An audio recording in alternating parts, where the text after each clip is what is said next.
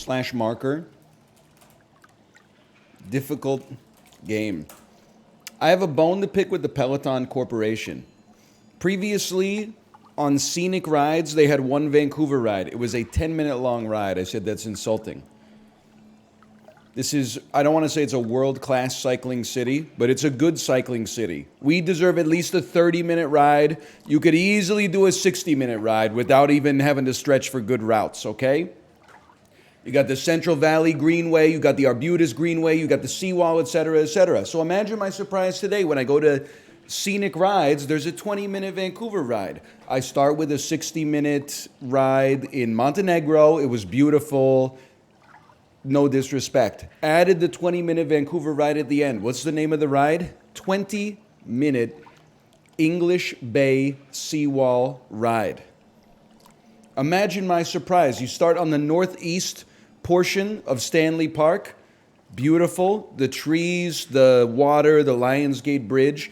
You go around the Lionsgate Bridge on the north side, come down the west side, which takes you to English Bay, and then they freaking cut through a park, and there's like 3 seconds of English Bay on the English Bay ride. Before you know it, they do a Dune Messiah time skip, and they're at Cooper's Park, which last time I checked was in freaking Yaletown, and then they go all around, yeah, they're at like the Canby Bridge, they go all around Science World, they go around the like, Olympic Village, and just keep going. Like the whole thing is 20-minute English Bay ride. They're in English Bay for 3 seconds. They named the ride wrong. They should call it 20-minute Seawall Vancouver ride. By the way, Fail Gunner, thanks for the gifted subscriptions. Thank you, thank you. I'm just saying, like, if I... Hi, Tomo. Hi, buddy. If I'm advertised an English Bay ride, I want to see cargo ships. I want to see beaches. I want to see people roller skating and playing volleyball on the beach. I got nothing against Yaletown.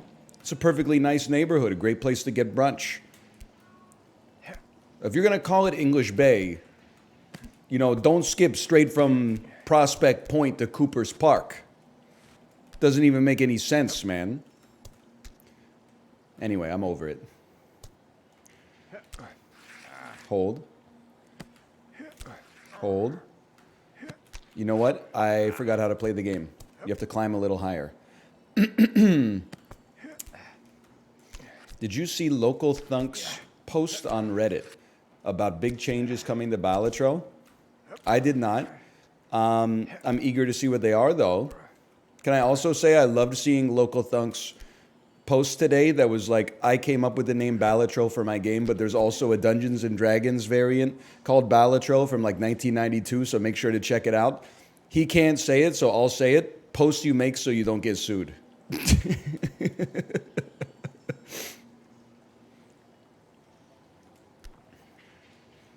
I don't believe that they stole the name from this Dungeons and Dragons like homebrew variant. I'm just saying, this is the kind of post you make where you're like, you probably got an email that was like, hey, just so you know, your 3 million unit selling game actually uses a name that I came up with for Dungeons and Dragons in 1983. And you're like, you know what? I'll give you a shout out on social media.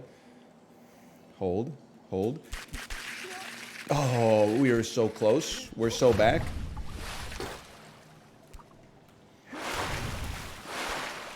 Hmm. 50 plus changes, including a buff to blue seals. Honestly, buff to blue seals might be the most obvious, necessary mechanics change in the game. Hold. Whee! And an 8-ball rework. And a buffet for dinner. Hold. A bunch of stakes are changing. They're not making them easier, are they? Because I just beat orange steak yesterday after grinding for like, I don't know, an hour and a half.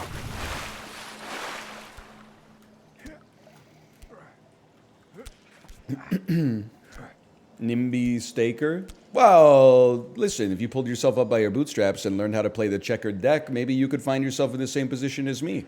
Hey, not Nathan. Thanks for the gifted subscriptions. Thank you. Thank you. Hold. Hold.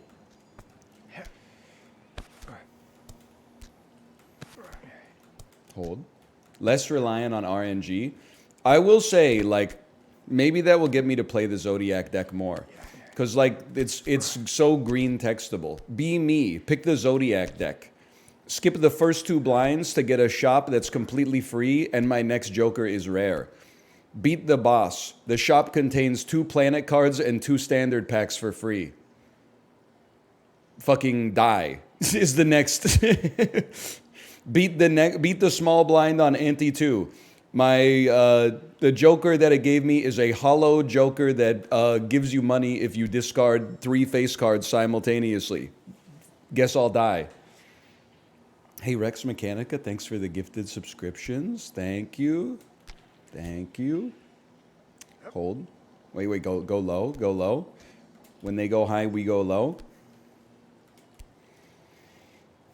I just got a Gatorade water commercial. Gatorade. Oh, is it in you? Gatorade. Gatorade. Is it in you? Know what I'm talking about? I still can't believe Germa's McDonald's order has a Powerade in it. That seems crazy to me, man.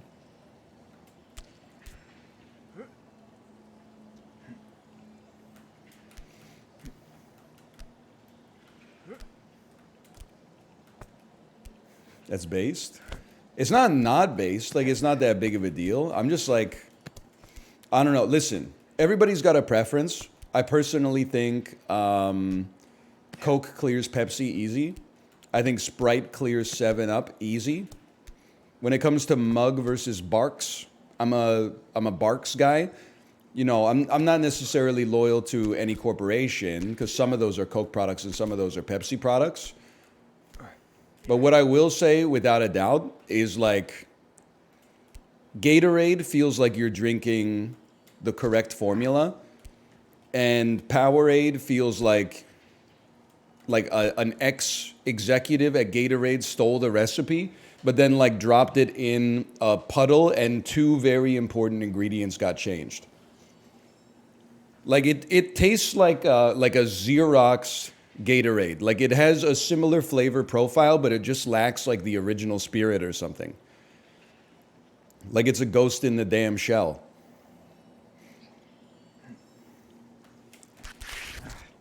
Hold.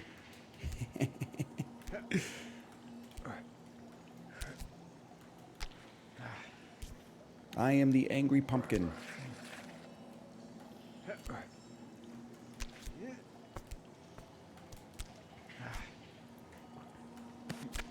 Xerox mentioned. My grandfather, ex-electrical engineer, when Xerox gets mentioned, Xerox mentioned! My grandfather's stock portfolio, 98% Xerox, General Electric, and IBM. What could go wrong? Hey, hold. Hold.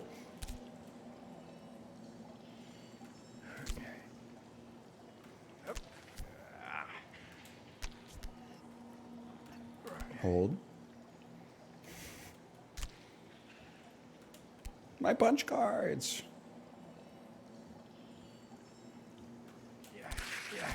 Oh, imagine my surprise yesterday, by the way, when I made it to Chibley's stream a few hours after its start. Does anybody remember what did Chibley asked me what he should play on his stream? What was the one thing I said? Hold. No, not Stardew. Exactly, not Stardew. Now, let me just say, he can do whatever he wants to do with his stream, okay? I go to his stream. It's been on for 2 hours. He's playing Stardew. Strike number 1. Strike 2, he had already done his Name 100 Women challenge. I missed it. Hey, just Jeppy, thanks for the gifted subscriptions. Thank you. Thank you. Stardew is good, you're just a hater? Wow, what a strange opinion. Stardew Valley good? This is the first time hearing about it. Hold.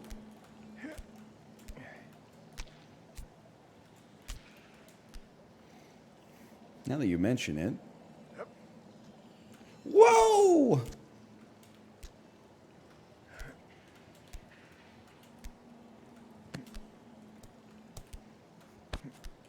I didn't say Stardew's boring. I'm sure when you're playing it, you're like that gif of the dude playing the rhythm game with his hair and he's getting like increasingly sweaty. Because you're like, oh my God, I only have 4 in-game hours left to bring an Easter egg to Pam on the Easter festival. Otherwise, she'll never fucking talk to me ever again. And it turns out 4 hours in-game is actually like 4 seconds IRL. So you got to get on that shit. I just think it's kind of boring to watch. Although the music is kind of crazy. That might be Kirby now that I think about it, but the music is still great. I'll give it that.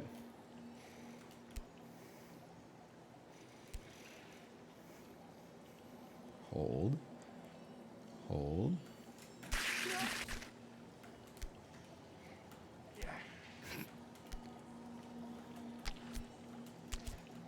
Hold.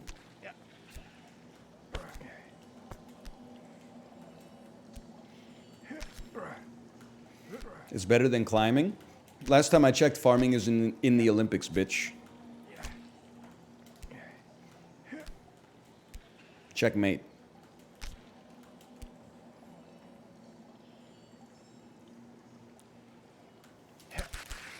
Oh, that was it, man. That was it. Neither is poker. Yeah, because fucking Jamie Gold would just win all the time. Ever since Greg Raymer and Chris Moneymaker retired. Hold.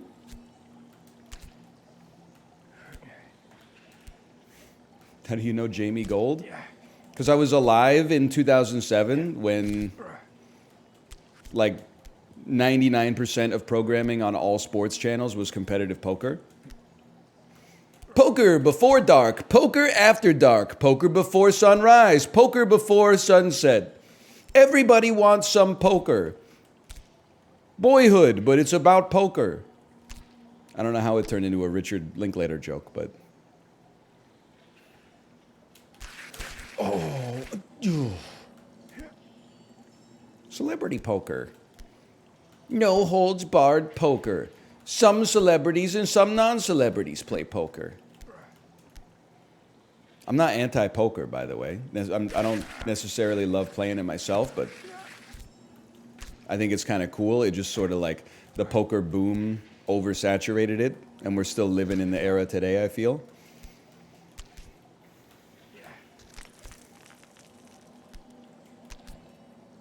Hold.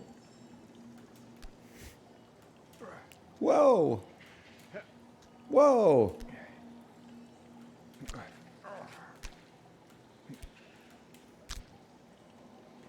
What the hell do you think Balatro is? A different game using poker-based mechanics? Like, your ass is not in a high school where you're an eligible bachelor and then there's like 10 ladies vying for your attention, but you still play visual novels, and yet you don't extend the same courtesy to me? It hardly seems fair.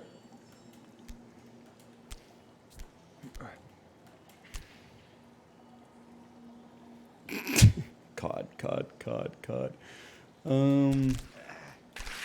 Did you see this Sap Weekly? Salt, Key, and Aki Fish? I refuse to answer your questions until you apologize, because earlier you joined the stream and said, ooh, what's up with the beard? Which is crazy, because I recognize your name from like comments from 2014, which means you are minimum 10 years old, which means you should know better than to be writing shit like that. Parasocial ass fucking personal judgments.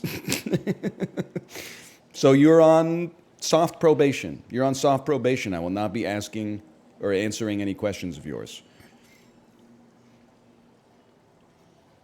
In his defense, I've roomed with Salt Key and Aki Fish on the road, and he's a good chatter. Yeah, well, you're not my favorite either. You're not the best.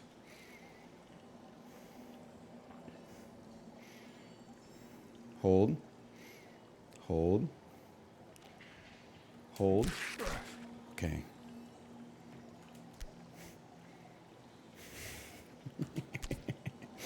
Why does your brain work like that? I don't know. You don't want to fucking be remembered for saying shit, then don't type it in the first place. Wee. Hold. Tomo, grip it, bro.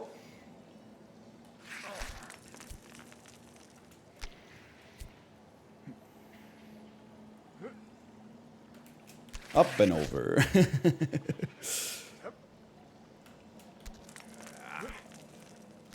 It's time to transition to World of Warcraft. Maybe when the OTK offer comes in. For right now, I'm just chilling.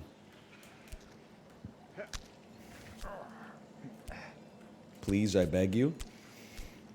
I think I might have missed my window on World of Warcraft, considering it came out almost 21 motherfucking years ago. And everyone that got addicted to it in the mid-2000s is either dead or like the CTO of some kind of billion-dollar company now. Hold. Or sips. True. Or sips.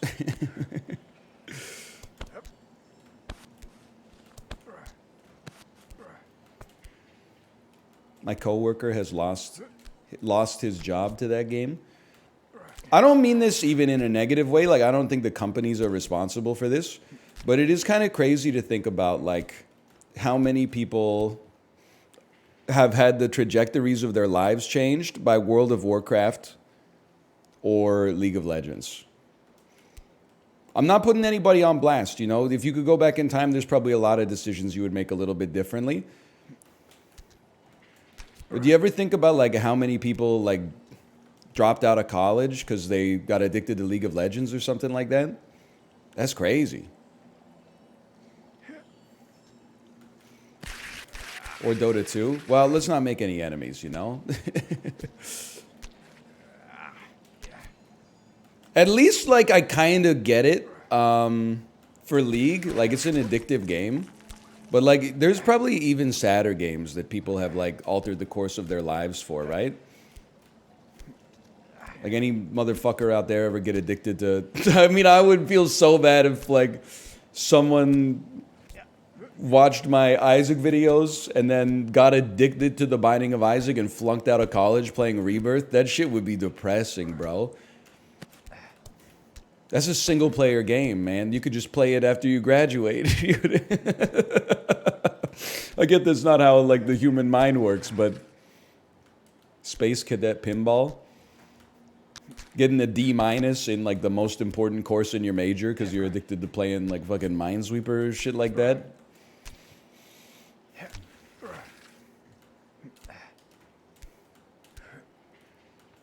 Wait, you did that? I probably took a couple of decimal points off my GPA in my senior year of university because I was playing a lot of Civ 4. I'll give you that. But I'm not going to say anything in my defense. Like, if I could go back in time, I would be more academically minded in college for sure. But I think I had already resigned myself at that point to the fact that that biology degree was basically going to be next to worthless.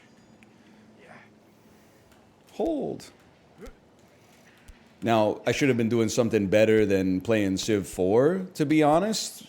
But, like, that's how the mind of, like, a 20-year-old works, right? You act in the way you want to act, and then you come up with the rationalization later. Hold. Ooh.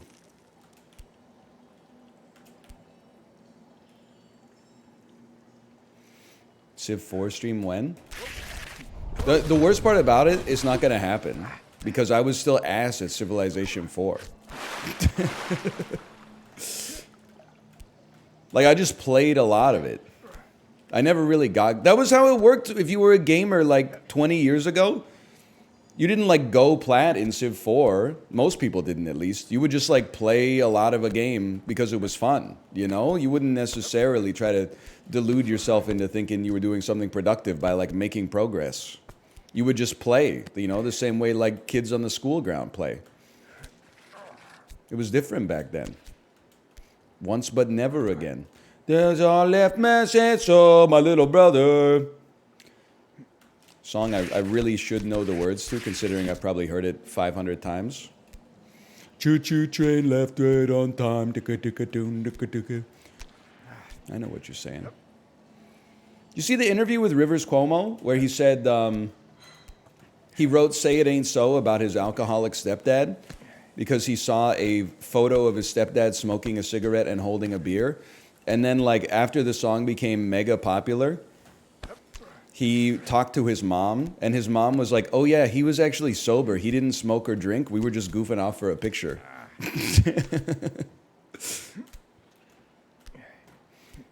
Stepdad was like, "What do you say fuck me for?" Dude wrote one of the best songs of the 90s, fucking Misunderstanding.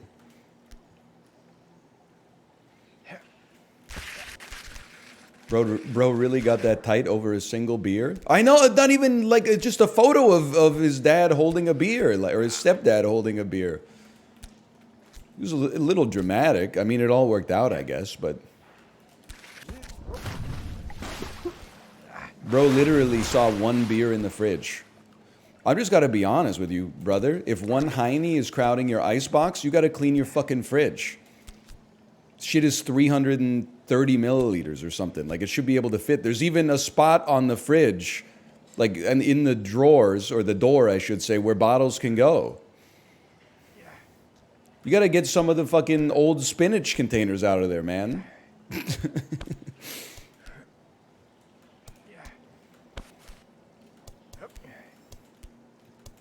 You think you could beat Jimmy in a wrestling match? I don't think so, because I believe Rivers Cuomo grew up in the 80s, and I feel like every 80s man, when they were a teenager, was into wrestling. Like, not professional wrestling, but like Foxcatcher wrestling. So I personally, I don't want to wrestle with Jimmy, because I think Jimmy would probably put me in a full Nelson and fucking shatter my spine or whatever.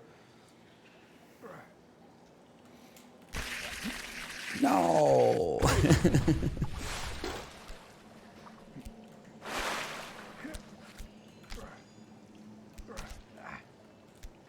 What would you rate Foxcatcher? I would rate it airplane out of 10. I enjoyed it. I saw it on an airplane. Wow!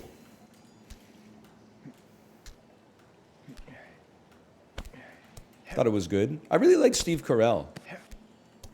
I wish he would make good movies again. Maybe he's not being offered the roles anymore. There was like a 10-year period where Steve Carell was fucking... He was a bankable star.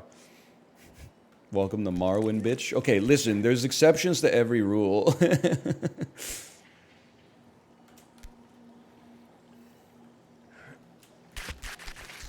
Not everything he was in was a classic, okay?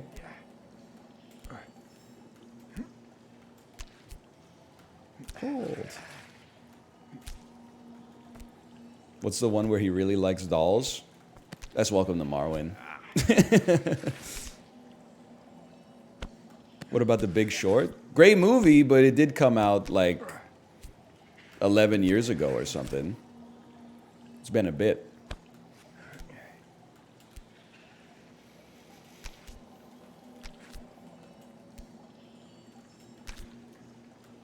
It's on Turner Classic Movies now. So true.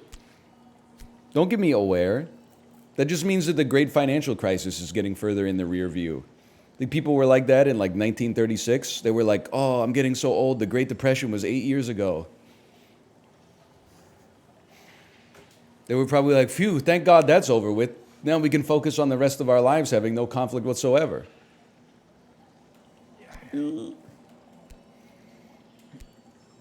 By the way, I'm still mad at Chad a little bit, or at least a little ornery.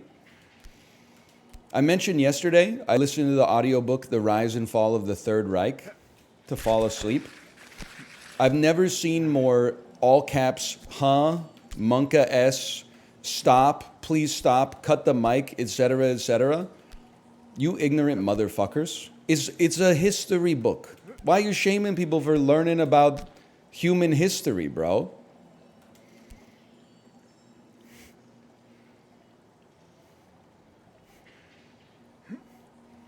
It's scary to me that we got these. Maybe r/teachers is right, bro.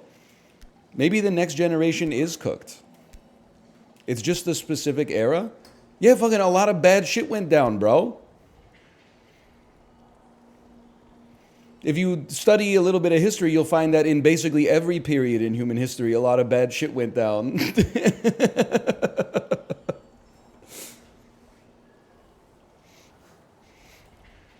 It's because 50% of people who are into World War II are fascists? What the fuck are you talking about? It's part of like every high school curriculum across the globe. You gotta log off, bro. 50% of people who are into the Second World War, like interested in its history, the history that has provided like the foundation for the rest of the 20th century and the 21st century we live in, 50% of those people are Nazis. That's ridiculous. Like, did you have lost your mind? You got to talk to some real individuals in the real world. Now, 50% of Hearts of Iron 4 players, maybe. You don't have to worry about that. I washed out around EU4, never even played Crusader Kings 3.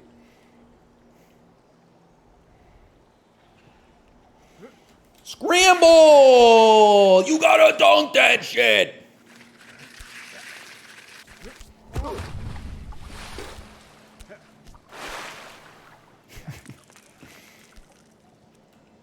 It's true. 8th grade to 11th grade history is basically just like learning about the Second World War. Not to mention, like, you're like, oh, learning about recent history is problematic. Okay, fucking read up on Alexander the Great, bro.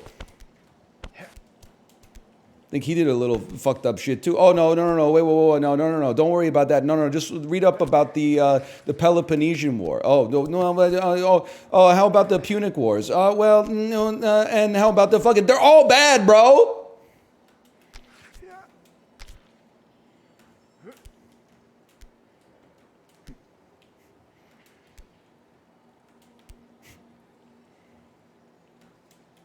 You think when Julius Caesar conquered Gaul, bro walked up to Vercingetorix and like shook his hand? They were doing some fucked up shit, bro, just because it was like 2,000 years ago. Well, I don't know, maybe like 1,600 years ago. It's like, oh, you know, we're just learning about like the machinations of the battle and stuff like that. But the stuff that actually has an impact on the modern world, you're not allowed to study. Because I don't know if you know this, but there were some bad people in the Second World War. If you're learning about the events that happened, you know, when your fucking grandfather was 8 years old, you must be endorsing those actions. What the fuck are you talking about? What happened to your brain? Hold.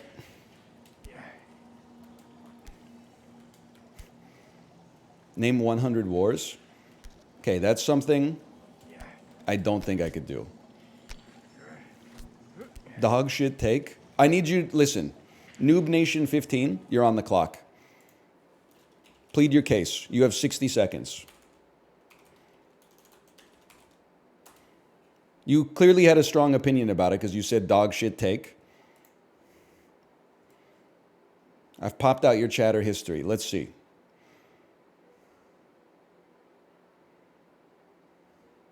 Quick, close the tab. Literally, so many 15-year-olds love Nazis. Honestly, not my problem. That doesn't mean that I can't learn about history. I'm sorry, but if you're 30 learning about the rise and fall just now, I've got news for you. That's an ad hominem attack. I learned about it when I was 15 in 10th grade as well. Brother, you've had 2 minutes to type a second reply. You type dog shit take, sorry, buddy. What's coming up next?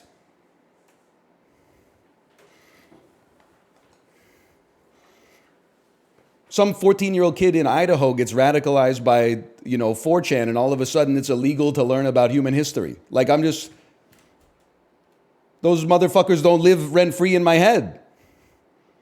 I don't want to act like I just, fell out of a coconut tree. I want to learn about the context of the world in which I'm living in. Okay, I'm just going to assume that you've left the chat because there has been no reply.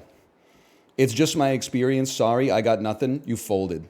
You folded too easily to be typing fucking checks that your ass can't cash. If you're going to be crazy, okay? Don't pretend to be crazy and then be like, actually, I'm rational. That's called lying. My 10th grade history teacher finding out that she's a fucking fascist because she's teaching us about the Second World War. What do you, like, just think about it. Apply, like, Occam's razor to this. It doesn't stand up to the smell test, bro.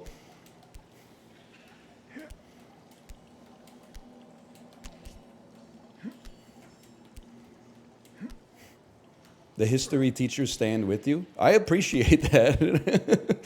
Just like it just seems insane. I just want to push back against it a little bit. That like learning about atrocities means you endorse the atrocities. Like, what the fuck are you talking about, man?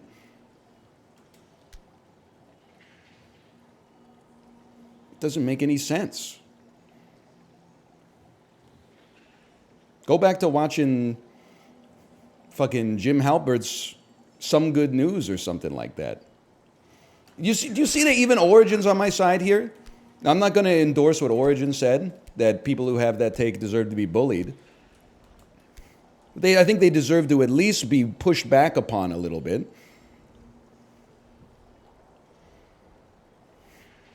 Okay, hold. Oh!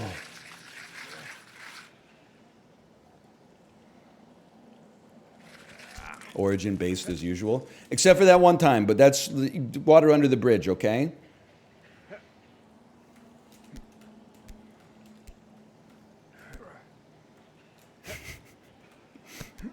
There's water under the bridge. That was like 4 months ago.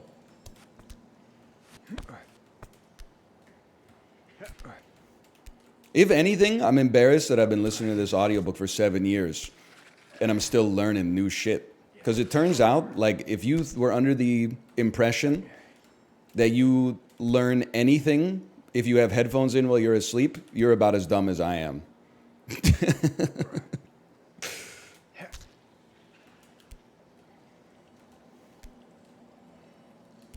Do you shake your head during the rise and nod along during the fall? Of course, I have good opinions.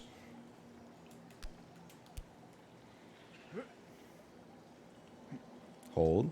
Hold. That was a beautiful one.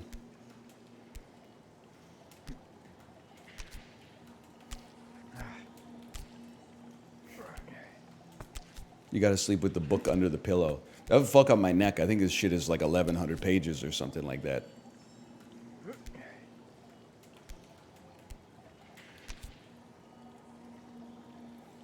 I mean, the audiobook's pretty thin. It's probably like, I don't know, 112 megabytes or something. Oh, man. Hold.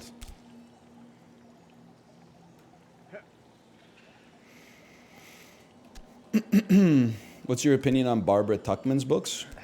I'm not well versed enough in history to have an opinion on historians or historical authors, but I have read A Distant Mirror, and I remember liking it. But I don't remember shit about the 13th century, to be honest with you. I read the entire book on real ink and real paper. I don't remember shit about it, but I remember liking it. I think I read The Guns of August, too. That's the one that's about, like, the machinations of the precursors to the First World War, right? Damn, he knows about Barbara Tuchman. I don't know why people are, like, it's crazy to me. I mentioned, like, a band, and people are like, whoa, I didn't know NL listened to this band. I mentioned a book, people are like, I didn't know NL reads books. I mentioned, like, a great movie, people are like, I didn't know NL liked good movies. You think you're the only motherfucker out there with a rich internal life, bro? I'm on the Peloton for 90 minutes a day staring at nothing. I have an opportunity to engage with my own inner thoughts.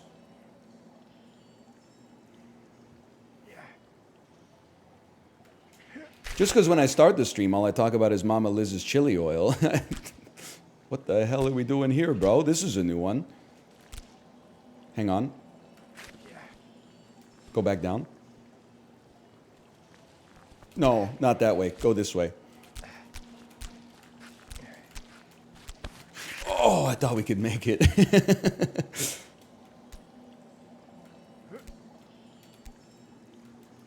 People are used to streamers not doing that. Well, to be fair, I have like a 5-hour workday, and they have like a 14-hour workday.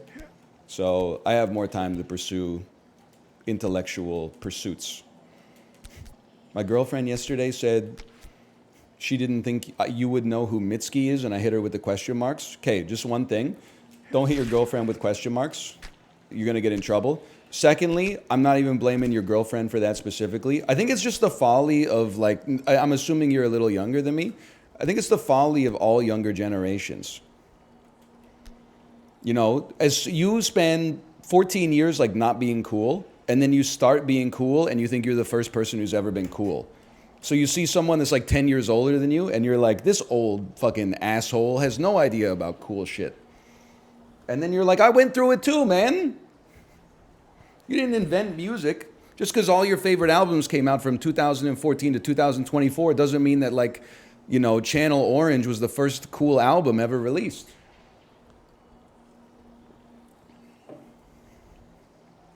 It's a good album, man.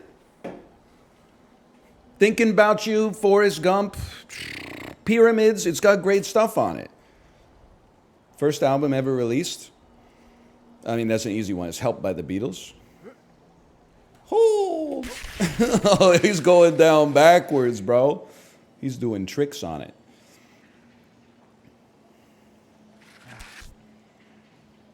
What about Boz Scaggs? No, that I'll admit. I'm not cool enough to know about fucking Boz Scaggs and Bo Diddley and Robert Johnson and stuff like that. But I am cool enough to know about Sebado. That's the limit of my coolness. Were you a Beatles kid or a Stones kid? I like good creative music, so I'm a Beatles kid. Hold. I can get down with a few Stones songs, but I do think it's possible that they're not the most overrated band in history. That definitely has to be either AC/DC or Aerosmith. But, and they got a couple of genuine slappers. Give Me Shelter's an amazing song. Beasts of Burden, great song. Ruby Tuesday, a.k.a. the one where they rip off the Beatles, pretty good song.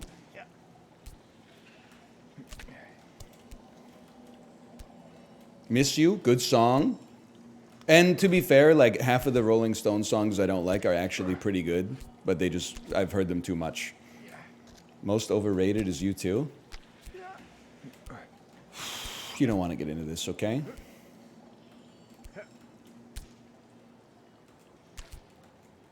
U2's got a lot of bad songs too. I mean, U2 and the Rolling Stones are basically the same.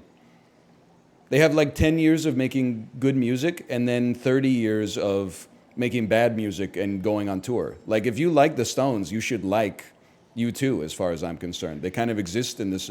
The reason that I go to bat for U2 and not for the Stones is because everybody draws a false dilemma between the Beatles and the Rolling Stones that I find to be a little insane. And meanwhile, everybody says U2 is like the most fucking awful band of all time. And I'm like, your ass hasn't even heard the Joshua Tree in its entirety, bro. Oh my God, we made the jump for real this time.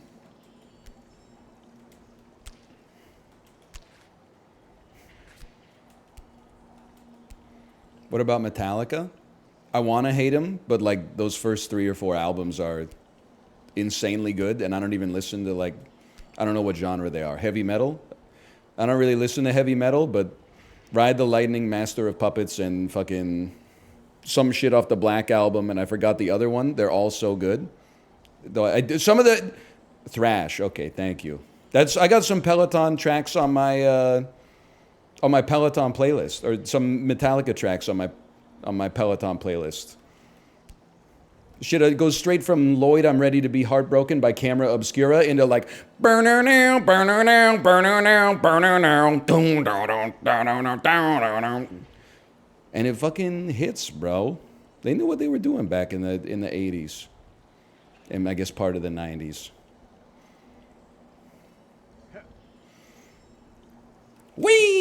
No! This guy's got to work on his grip strength, man.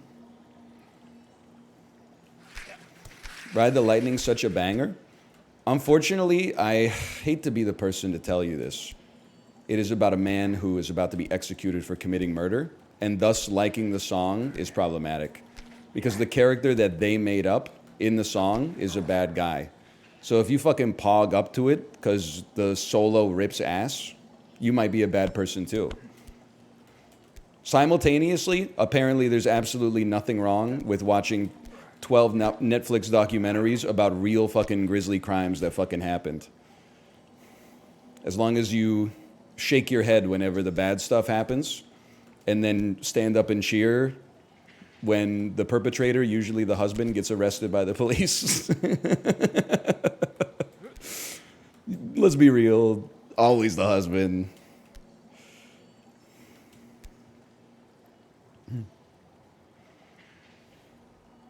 Whee!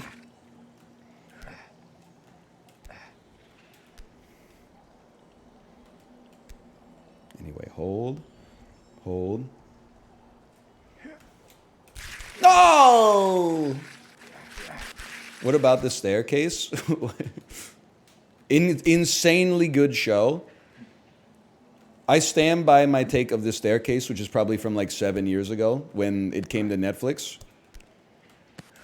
That dude either did that shit 98%, okay? Or he's literally the most unlucky man of all time that both of his ex-spouses died by hitting their head on a staircase after falling down. I'm blessed that I'm not like involved in the legal system. So as a result, I don't have to choose. I have the luxury of being able to hold both possible opinions in my head at the same time. I think there's a very, very, very good chance that he did that shit. But I do hold in my head the 2% chance that he's like, again? Motherfucker, nobody's gonna believe this. I'm fucked. They're never gonna believe this shit, man. Really? 2 wives died hitting their head on the staircase? Come on. But then the other crazy thing, about the staircase is that like the dude who was accused of the murder ended up like marrying the documentarian who was making the movie about him possibly / probably killing his wife, which has to be some of the most insane riz of all time, without a doubt.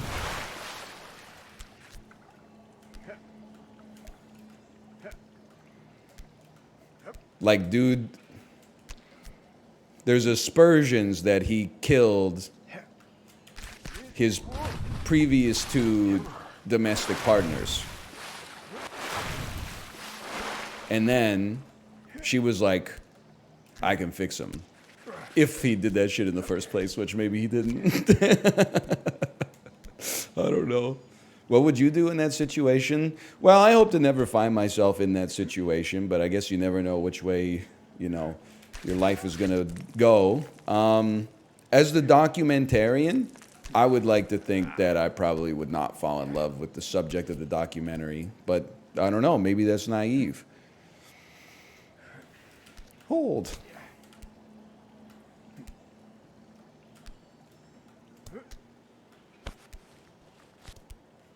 I missed the first part. Is he talking about Chibli?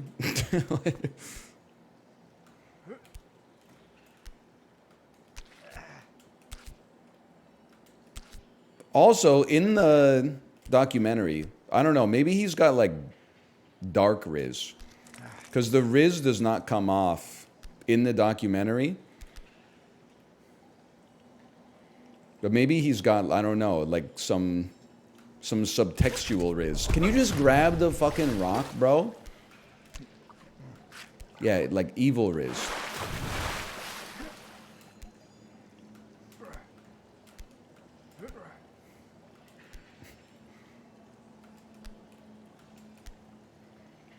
Evil riz is real? I've only experienced it a couple times in my life. Once was in high school. I've talked about this kid before. I hope he's doing okay. In 11th, 12th grade, there was a kid in my English class who literally was method acting as a ninja for the entire school year. Like, he would like sneak around the hallways and shit like that. He would try to talk like a ninja. He would tell people he was a ninja. And like, nobody like bullied him, but everybody was like, this is a little weird. And then he inexplicably had like the most nice, normal girlfriend of all time. And everyone was like, you know, you're dating the kid who's pretending to be like a ninja, right? And she's like, yeah. Like, he had cast like some kind of spell over her or something. Some kind of like mind control, some Sith brain jacking shit, man. I don't know. It is to this day. I don't really understand it, but I have to at least respect it in a way. That's the only time I think I've experienced secondhand dark Riz. Because he was, I don't know, there was like some kind of witchcraft involved or something. Some kind of ninja magic. Do you think he's still a ninja? No, I mean, this was like 2006. I think he probably like just got over it at some, I mean, he was only like 16 or 17 years old, right? People change. Beautiful, beautiful jump.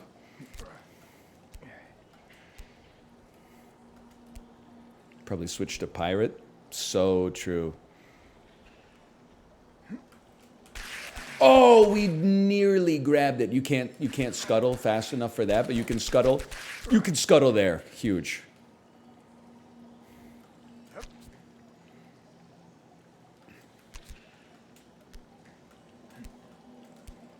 And now, what's the least toxic community you can think of? That's tough. I'm of the opinion, and this might be not 100% evidence-based. I don't think the hobby has an influence on how toxic the community is, but I really think the medium determines the toxicity more than anything else. Like, I think if you go to like r/board games, you could definitely have your life threatened if you posted some opinions that were like not consensus. But I think if you went to like a meetup for board games and you were like, do you guys want to play Monopoly? You might get hit with some no's, but they're still going to invite you out for drinks afterwards. They're not going to like report you for threatening self-harm just because they disagree with you, so you get a message from Reddit admins that says like, there's always hope, here's the message to the suicide hotline. I think it's easier to be toxic like when you're not interacting with somebody in real life, like when you don't see their face.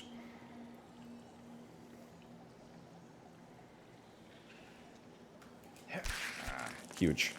When you do see their face, you're like, you know, you tend to be a little bit more empathetic. Worst case scenario, you might have some shit flung at you behind your back in the group chat. Disagree. My wife went to a board game meetup and they shunned her because she didn't know what games they were playing. Well, listen, I find that story very believable as well. I feel like I don't think it should be this way. But my assumption is that the board game meetup is like 9 dudes and 1 lady. So I feel like if your wife goes solo to the board game meetup, she has to bring like at least 1 female friend with her as well to make it easier to be absorbed into the group. Like, you need backup. If you just go by yourself, it's easy to be shut out. If you bring a friend with you, at least you could end up playing Guess Who against each other. I thought you beat the misogyny accusations. This is misandrist, bro.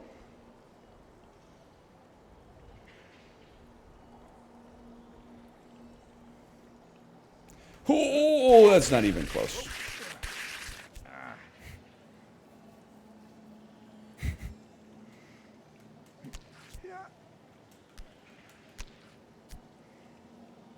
Just, it's okay. Every time we say something that could be misconstrued as misogynist, we'll just name 5 more women. How about that? I did want to say, by the way, and this could be taken out of context, a lot of discussion about what the rules should be like on the 100 Woman Challenge. A lot of people saying you should not be able to name adult film stars. I disagree with that. However, I do think that I have a more legitimate time as a result of the fact that I have no adult film stars on mine. I think it's okay to place them on the list. I think that's valid. I just think that me personally, like, you know, if this was like Angry Birds, I got a 3-star, and a lot of other people had to get 2 stars. I also feel it's valid to put streamers on the list, but if you are a Los Angeles streamer and you put streamers on the list, you also lost 1 star. Because I don't live in Vancouver, or I don't live in Los Angeles, I live in Vancouver. So I don't know, like, 50 streamers IRL. I know fucking Corey, and that's it. Like, I feel like you should be docked a star for putting people you're IRL friends with on the list, I guess is what I'm trying to say. Hey, yo, Aaron, thanks for the gifted subscriptions. Thank you. Thank you. Yeah, and Corey's not a woman, so knowing him didn't even help me out on this list, bro.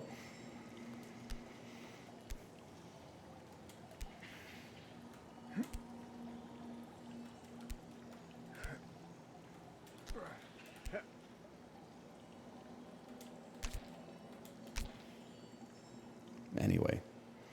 You didn't put Kate on it? Yeah, just because it seems like a little, I don't know. I think it's valid because she is a public figure, but at the same time, like, you know, resorting to naming a family member of yours is like, I don't know. Like, I respect her at home. I genuflect to her at home. She's my queen. I kneel at the throne. But, like, I feel like if I threw that on the list, people would be like, yeah, but you only got 99 because you used your wife as an example. And I'd be like, okay, fucking fine. Gabourey Sidibe, bitch. How do you feel about that? Who's Gabourey Sidibe? Precious, based on the novel Push by motherfucking Sapphire, you neophyte.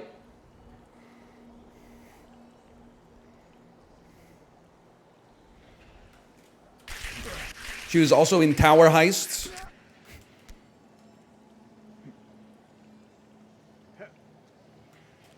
Hold. She's in Sapphire too. Were you even listening to the words that are coming out of my mouth?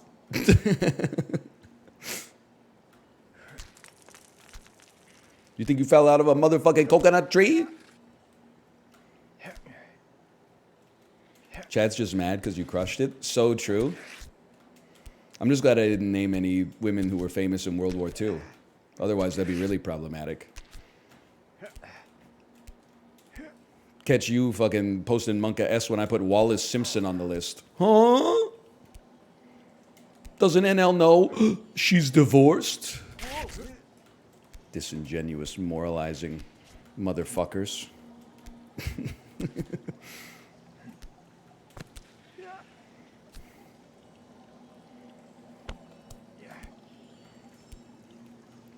It's me, I'm the motherfuckers. You did put Thatcher in? No, the fuck I didn't, bitch. You got me confused with somebody else.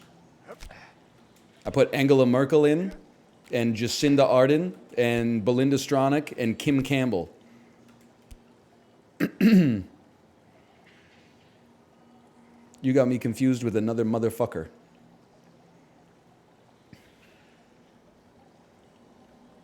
Hold. Hold. I split the uprights.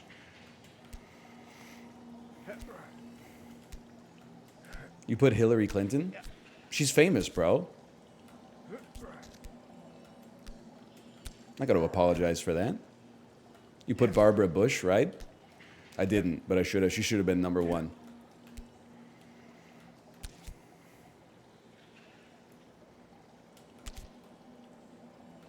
You should have put Hilaria Baldwin. So true. Hold. Hold!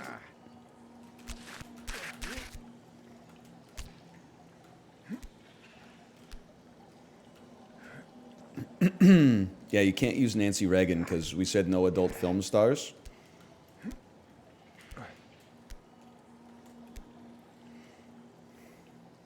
I tried to do it with men and I had to stop at 65. Okay, first, based, but secondly, like, we were arguing about it a little bit in the Discord last night. I genuinely don't believe that anybody in this chat can't name 100 men or 100 women. I have 100% confidence in every single person in this chat that you could summon 100 men's names from your brain. And I'm not a neuroscientist. I am a believer that it is not a memory issue, it's a querying issue.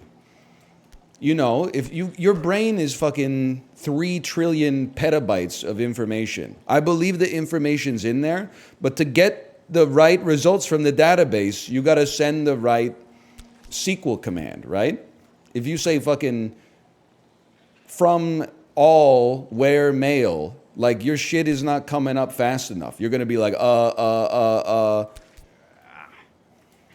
You got to use like referential hopping, you know? Pick a domain where you have some awareness, even if it is like anime voice actors.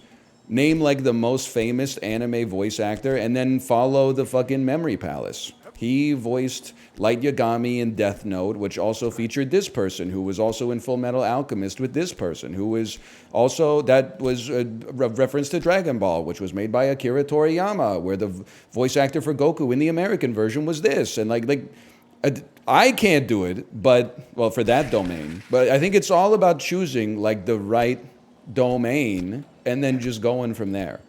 And then if you ever hit a wall, you go to like another domain.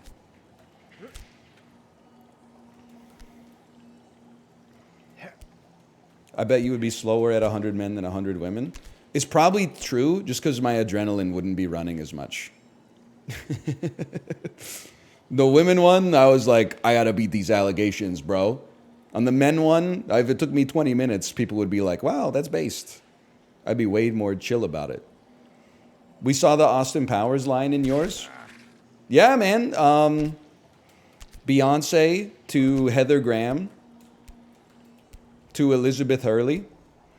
Then I think I went to Cameron Diaz because I was like, Elizabeth Hurley hasn't been in any other shit. So I was like, Mike Myers was in Shrek with Cameron Diaz. Then Cameron Diaz took me to Vanilla Sky, which has Penelope Cruz in it. You ever see the post that was like, my friend who's never seen the movie keeps telling me we need to have an Eat to Mama Tambien summer? And then there's a follow-up post that is like, he just saw the movie and the text from him just says bro with like 50 O's at the end of it.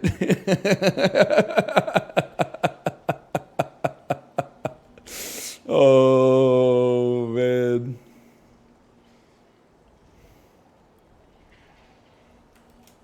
Yes! I don't get it. You got to see the movie. You got to see Y tu Mama Tambien. I got to see it too, but I've read the Wikipedia synopsis. Pedro Almodovar be like, you shouldn't talk about her like that. She's your mother. You talk about her like that. She's all about my mother. I'm not really that up on Mexican cinema, honestly. It's a big blind spot for me. I'm a little... You ever see Pedro Almodovar's All About My Mother? You ever see Everybody Loves Raymond? That's Alfonso Cuarón? Motherfucker, sorry. The fuck did Pedro Almodovar make, bro?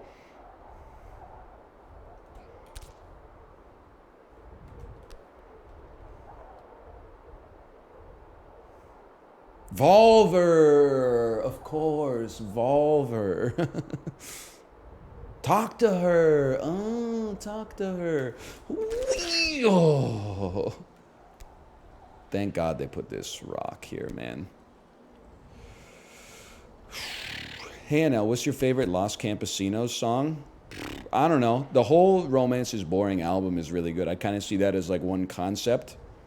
It's got all the songs about, it's got a couple great singles. Romance is Boring, There Are Listed Buildings. It's got a lot of great tracks that are thematically linked as well. Best song by Los Campesinos? I don't know. That's tough. That is a tough one. I don't know if I could separate it. Because you kind of feel like an idiot listening to like one Los Campesinos song. Like I'm 35 years old. I'm going to be rocking out to like You, Me dancing in the car. It just doesn't fit thematically with the amount of gray that I have in my beard. Or fucking like International Tweecore Underground or some shit. Like I'm not 19 anymore. I can get down with the albums for sure. Okay, hold. Hold. We're not going to make it all the way. We're going to do a scuttle. We're going to do a scuttle. Huge. Huge.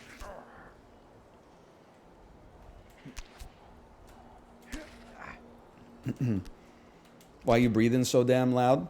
Mods, sell his portfolio at the bottom of the NASDAQ downturn last year when it was minus 31%, and then have him buy back in now at all-time highs.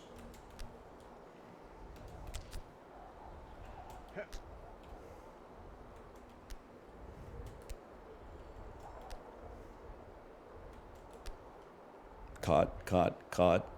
No.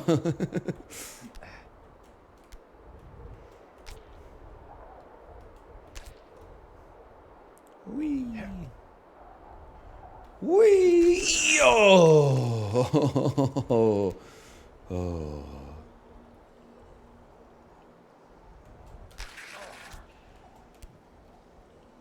It's actually the best version of that joke. It hurts because it's fucking true. I don't know.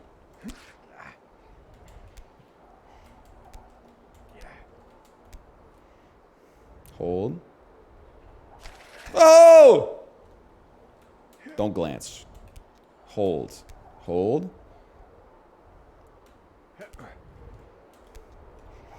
Would you get a babysitter to go see Exuma? I think you fucking looked at my life. That's exactly what's gonna happen.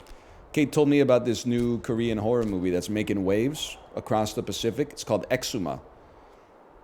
She said there's no showtimes in Canada though. It's all in South Korea. I said that makes sense.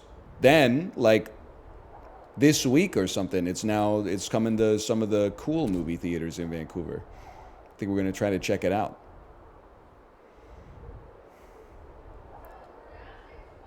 Exuma? How have you been pronouncing it? Exhuma? It's, I don't know, it's a tough word because it's based on exhume, but I don't trust the AI lady. There'll be no AI allowed in my house. We don't allow robots here. My daughter ain't gonna date no damn robot. What are your intentions with my daughter?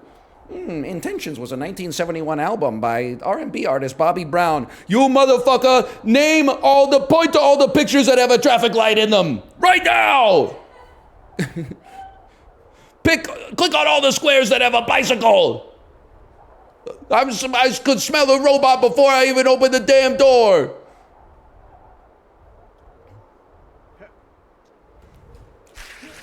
Man drops worst jump of all time, asked to leave. Man saves his life with best scuttle of all time, convinced to stay.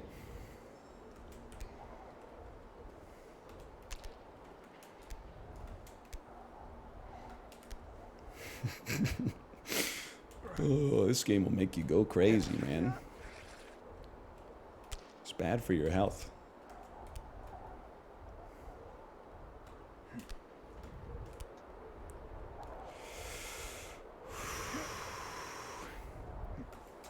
I lost complete confidence in myself. We need to hydrate. That's the thing. We need to hydrate.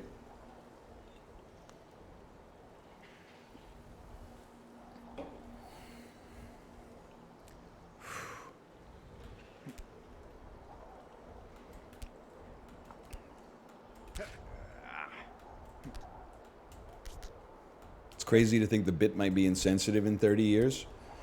Maybe, but honestly, I think I would side with the robots if they achieved like sentience. Like I wouldn't side with them instead of the humans, but I would side with the plight of the robots. I think we could bond. I wouldn't be like I hate you because you're a robot. I'd be like we should both hate this motherfucker that's making you write his emails for him.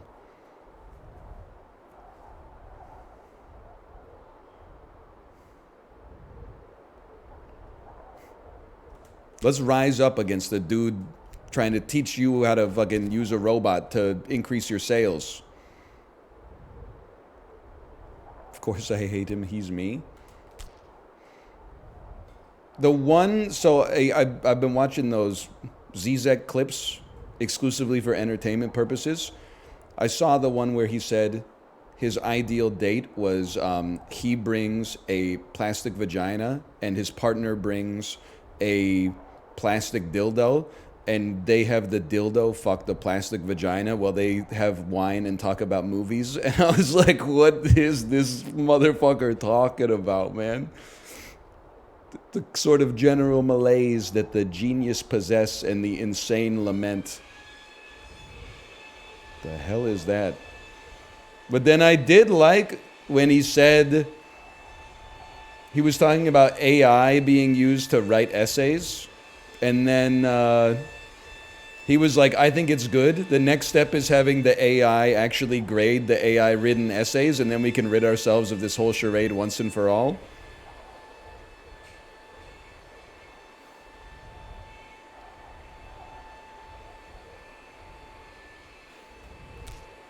I might have to go put a stop to that, honestly. What's going on up there?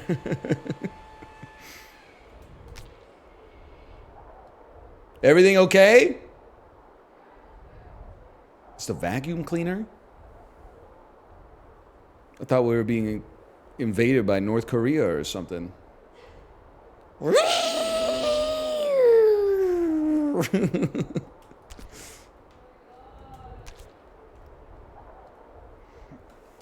No.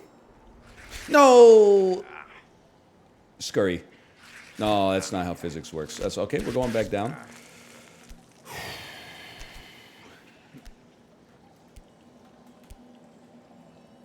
Do you hire a cleaning service to come through? No, because it's annoying. This is an example of built different being bad. I can't stream while someone is cleaning around me because it fills me with great shame that I should have been the person to clean it, even if it's like an exchange of capital for labor, which is like endorsed in our society. It just feels fucking bad, man. So the catch is that you could like leave while they're cleaning, but then you're like, what the fuck? I could just clean it myself at a more convenient time and then not have to like take time off work just to clean my shit. I should just clean it myself. It feels so awkward. It's so uncomfortable.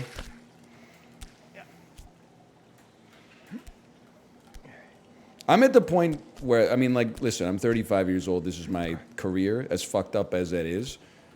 If my wife hears the messed up shit I'm saying, I'm like, that's what she signed up for. Took a little bit, but now I'm like, if my parents are over and they, like, this last week, people were like, there's a gas leak. My parents were here, and I was saying the same sort of, you know, mentally ill shit I say all the time. So I finally got normalized to that. But, like, I can't hire someone to, like, clean my room and then fucking hear, like, be subjected to the banal musings coming out of my mouth. Like, the person that's cleaning my room will fucking hate me. I will be their least... I'll be like, you don't understand, okay?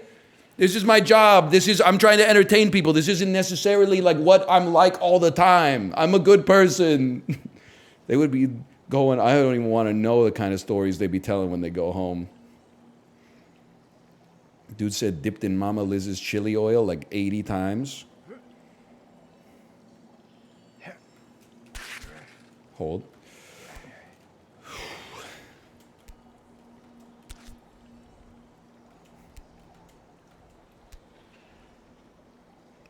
Yeah, plus he endorses absolutely everything that happened during the Second World War. I'm starting to think this guy might be a fascist. Hold.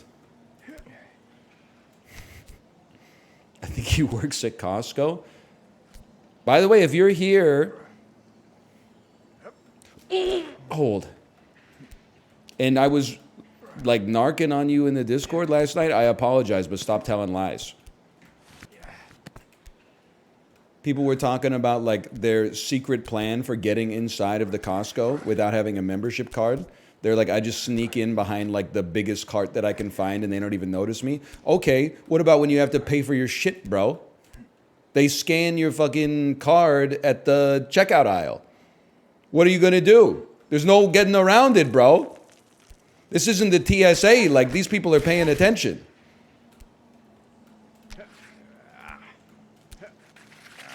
And then people started sharing their stories about how, like, you know, they were using, like, their parents' card. And they tried to spin a yarn to the cashier about how, like, oh, sorry, like, you know, my dad is sick right now. He couldn't come in, but he needs groceries. And, like, half the time, the cashier told them to F off. And, like, took their card and told them to get out of the store. I didn't realize... I would have thought that Costco would have just said, like... okay, just this once, we're going to let you do it because, like, we don't want to impede the flow of traffic too much. But I guess they're pretty rigorous about the membership card, bro. Which makes sense, I suppose, but, like... I kind of thought that there would be, like, a life hack. Like, this is a conspiracy theory that makes no... like, I don't have any evidence for it. But I kind of feel like if you went to McDonald's...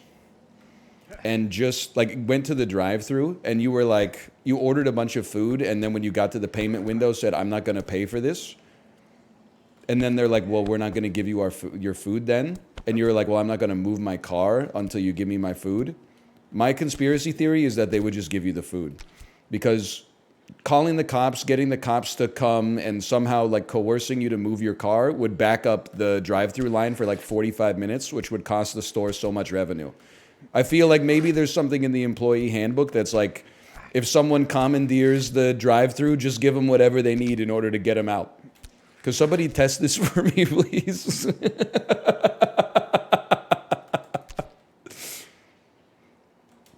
Don't actually do it. But that's my pet theory, is like the business would consider it breakage. They would be like, you know, we got $3,500 worth of, you know, revenue coming through this drive-thru. Between 12 and 1 p.m., like, we'll give him $10 worth of hamburgers to get him to fuck off.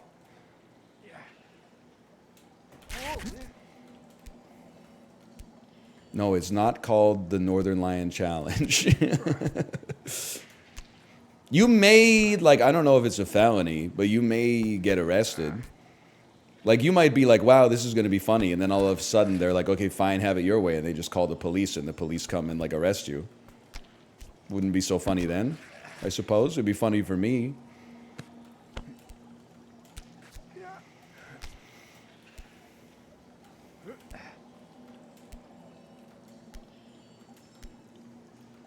Hold. Hold. I'm not saying you should do it. I'm just saying this is my theory. I thought that, like, if it was a relatively small... because of the same thing I was thinking for Costco. They're like, okay, this person got $300 worth of shit. There's 10 people in line behind them, but they don't have a membership card. I thought that they could exercise like a little autonomy and be like, we're going to just run you through. You're going to pay for it, but don't do it again, or we'll fucking smack you, you know? But instead they said, no, put your shit back in the cart. We're kicking you out of the store. Like, that's... I mean, you got to respect them for sticking to their guns. Hold.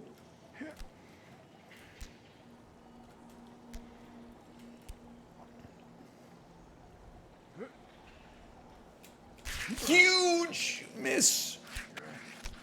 No.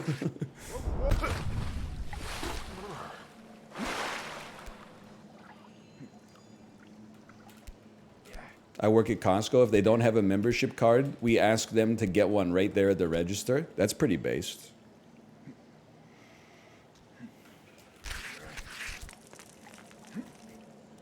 I mean, I support Costco as a hard sale to make at the register, though, right? It's like, hey, you got $300 worth of groceries. You ever consider paying $360 for it?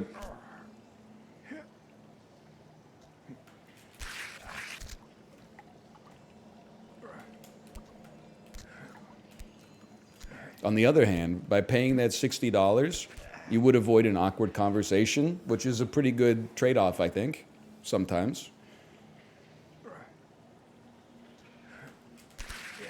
What about going with a family's membership?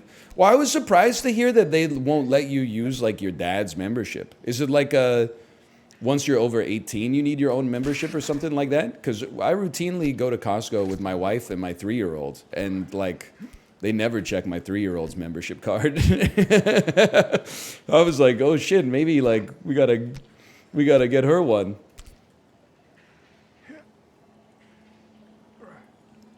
Whee! It's just whoever pays. Oh. The payer has to have the membership. Really? So you could bring like 8 people into Costco on one membership as long as the person with the membership pays?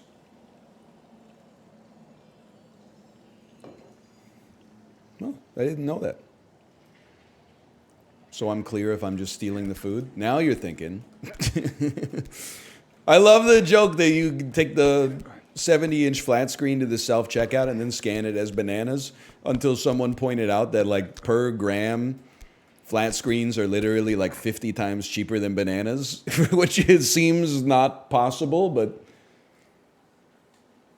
apparently is. I don't really know that much about the economics of producing televisions or bananas for that matter.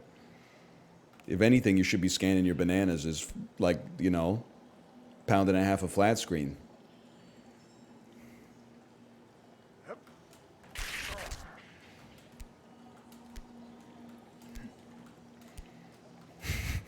If you had to produce one, what would you rather make?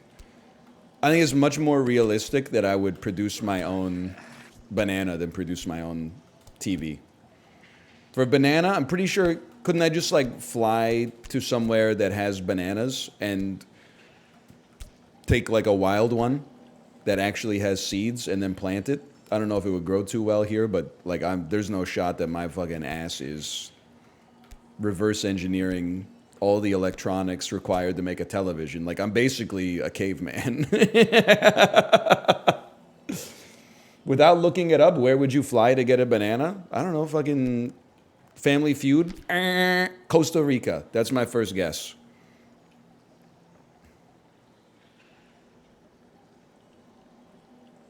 Not bad. It would probably be on the list. Okay, we take those. Ecuador, motherfucker. Where would you fly to start making a TV? I don't know, fucking Taipei, I guess?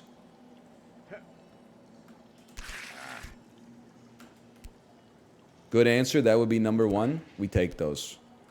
That's semiconductors? Yeah, but like, it's like Frank's Red Hot sauce, right? They put that in everything. No!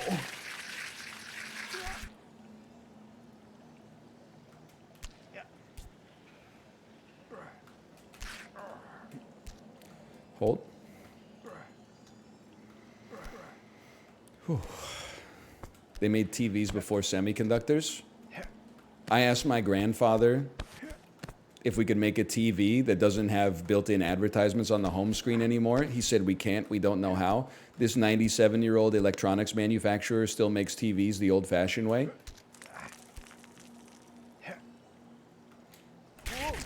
As bad as ads are now, I genuinely think they might have been like worse in the 1950s.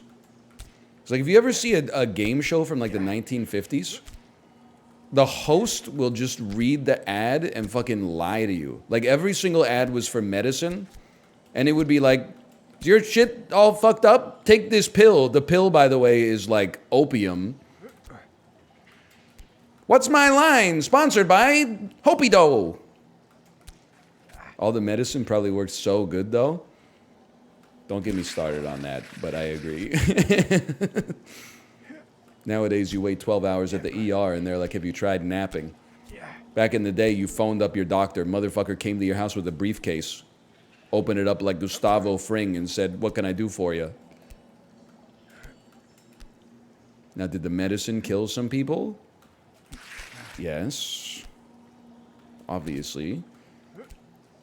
But the people who didn't die were fucking feeling pretty good.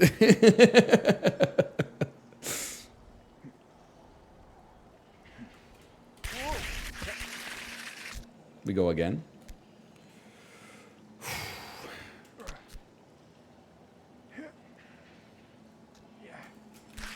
Would you get leeches if it was the only way to save your life? Yeah. Definitely.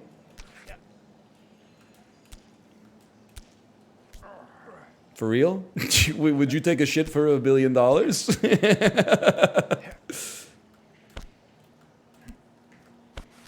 Would you live in this beautiful island paradise with no Netflix for $100 million a year?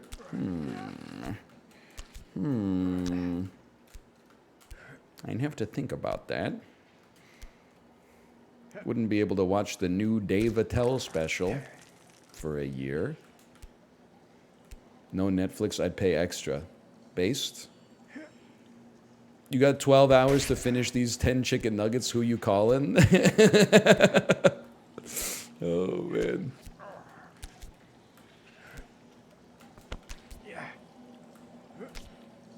I do love it. Ketchup doesn't exist and you can't kill yourself. What are you putting on this?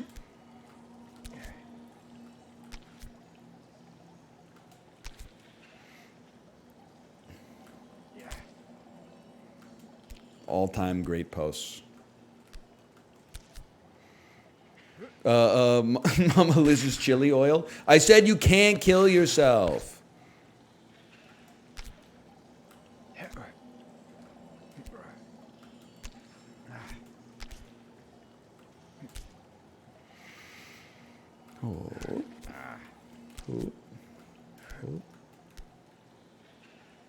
Studio Ghibli food looks so good. So true, this 97-year-old cartoonist still makes food look so good the old-fashioned way. No! Did you see that? You might not be quite as online as I am. Did you see that Twitter's new policy is that if you are an account with some prominence and like 10% plus of your followers are Twitter Blue subscribers, they're going to give you the verified check mark for free?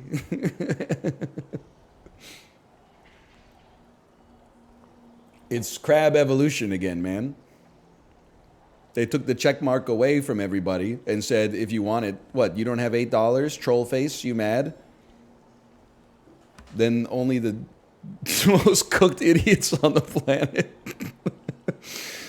bought Twitter Blue, and now they're like, okay. I'll tell you what, we'll give you the blue check mark for free. But it's not like the old one, okay? It's different. We're going to give you the premium X Plus features this time. The ability to use Grok to ask a knock-knock joke. Hold.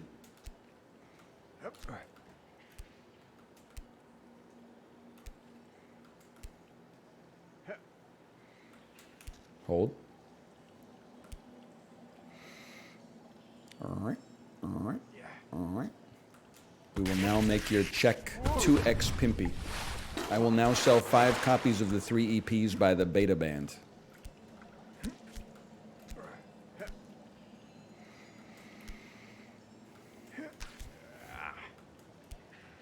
Listen to any Caesars lately, NL? It's crazy that you're like obsessed with the Caesars. Like, of all the bands from my teenage years that people could be obsessed with, why the Caesars, man? They had the one song in the iPhone commercial. The album it's from is like a 5.3 out of 10 or something like that. Like, Block Party, I get it, man. Hold. But the Caesar, Franz Ferdinand, sure. The Caesars?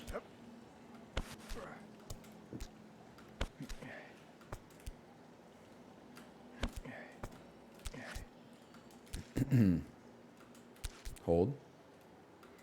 Hold. He's back to World War posting. Hold, hold. Woo!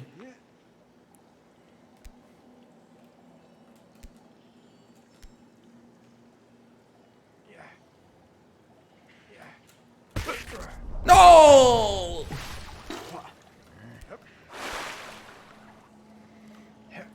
Did Mika ever make it in Canada? That one song made it in Canada. Grace Kelly.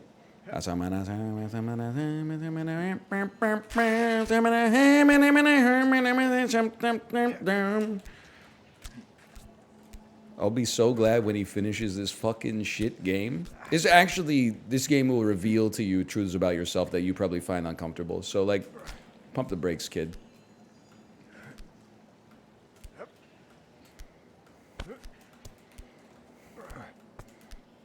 The Chad, no progress in life is guaranteed chatter versus the non-Chad, I need to see a new background every 15 minutes or I can't focus chatter. No disrespect.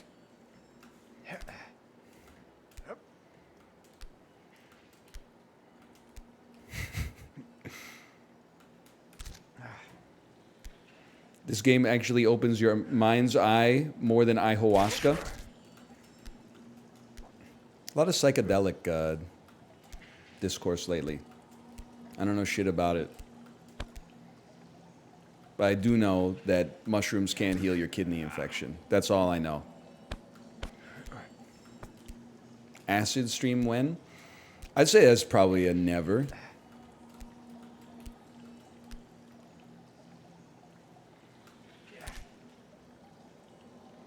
You should take LSA? What the fuck is LSA, bro? Is that a progression or a regression?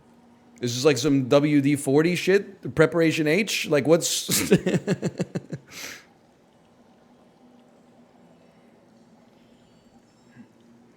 Brother, you gotta get an RFA if you're talking to me about LSA. That's a joke about a registered financial advisor. Ice cold beer stream when? Drinking beer and smoking cigarette in public park stream when? Okay, hold, hold, hold.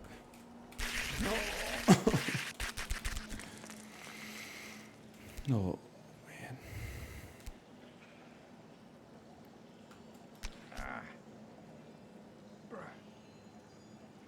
Lock in. We do need some locking in for sure.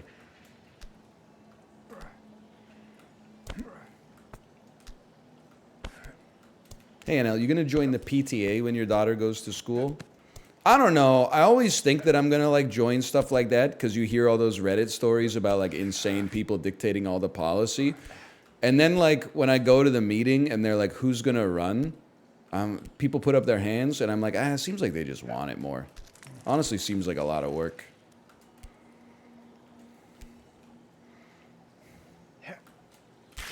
Like, I think I'll go to the meetings. I don't think I want to be, like, the secretary or the treasurer or anything like that.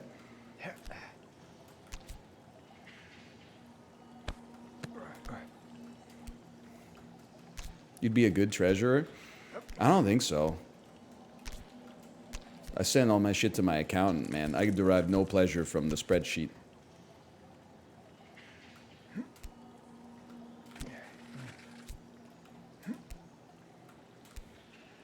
Hold. Hold.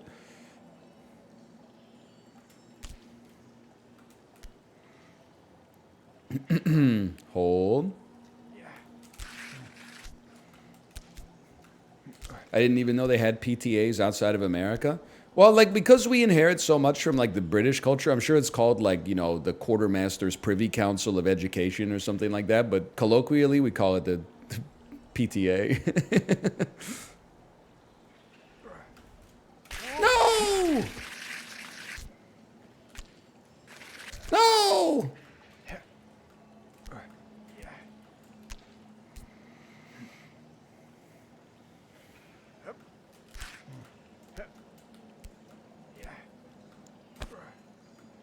PTA is great. Boogie Nights, so true. There will be blood, Inherent Vice. I'm not an Inherent Vice Andy, but I wish I was. Maybe I got to take some LSA before I see it. Sire, it's been 8 years. What are you talking about, Apollo? Brother, this is hard. This isn't like the fucking games you play where you just draw a tile and it matches another tile and everybody types bat chest in chat and then one fucking Mahjong Andy is like, oh, actually, you're in fucking Furriten because you discarded the 3 of fucking flowers 8.5 hours ago. And then everyone goes, oh, he can't get Children of Heaven. Apollo doesn't have Mandate of Heaven anymore.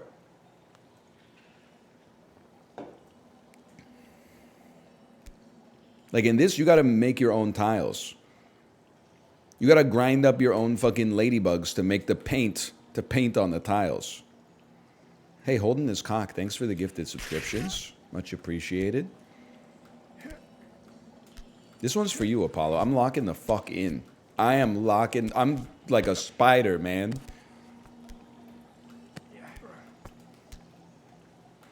Chat, type 1 in chat if you cried in the theater when you saw Spider-Verse. Everybody else, let's get ready to make fun of them for being in touch with their emotions.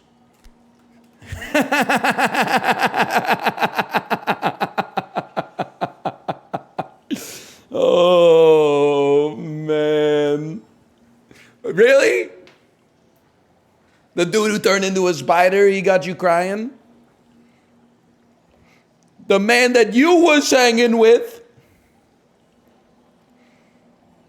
I heard they got your mans on Green Goblin crimes. Heard you grew up with them. Heard they got your mans on pumpkin crimes. You didn't feel bad when he melted those scientists so bad you could see their skeletons? You didn't feel like no guilt, no remorse or nothing? Okay, I'm locking in. Oh, we touched it. We touched it. I guarantee it moved. Okay, hold.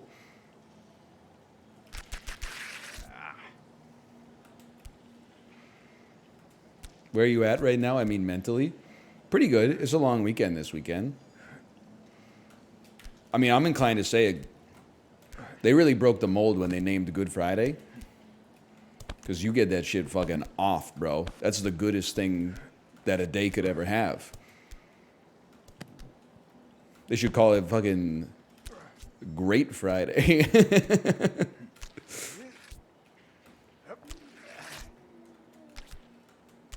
Stomach just made that noise. It went like... People get Good Friday off, question mark. It actually might be like the second most day off of the year. Maybe third. Christmas, definitely the most day off. Maybe like New Year's is second. Is this a Canada thing? Americans don't get Good Friday off? That's like that's a sacred day, bro.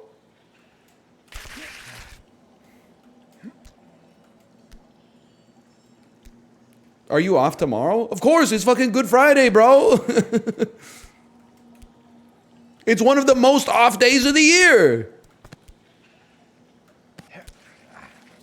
I was wondering why nobody was saying, are you taking Friday off earlier this week? I guess I had assumed that it was just automatic. Because it's fucking Good Friday, bro. Apollo, are they fucking with me? Americans don't recognize Good Friday?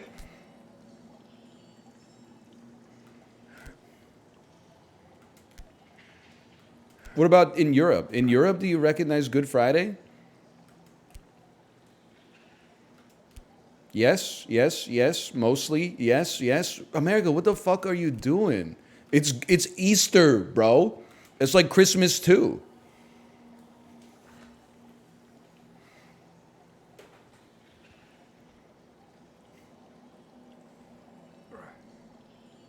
Separation of church and state? Yeah, fucking one nation under God, except when it comes to having a couple beers on a Thursday night in April, apparently. March, I guess, but we're pretty close.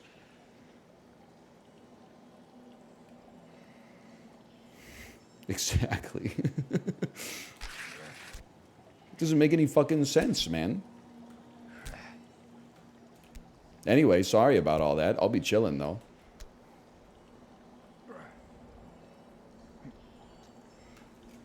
What a fucking launch, bro.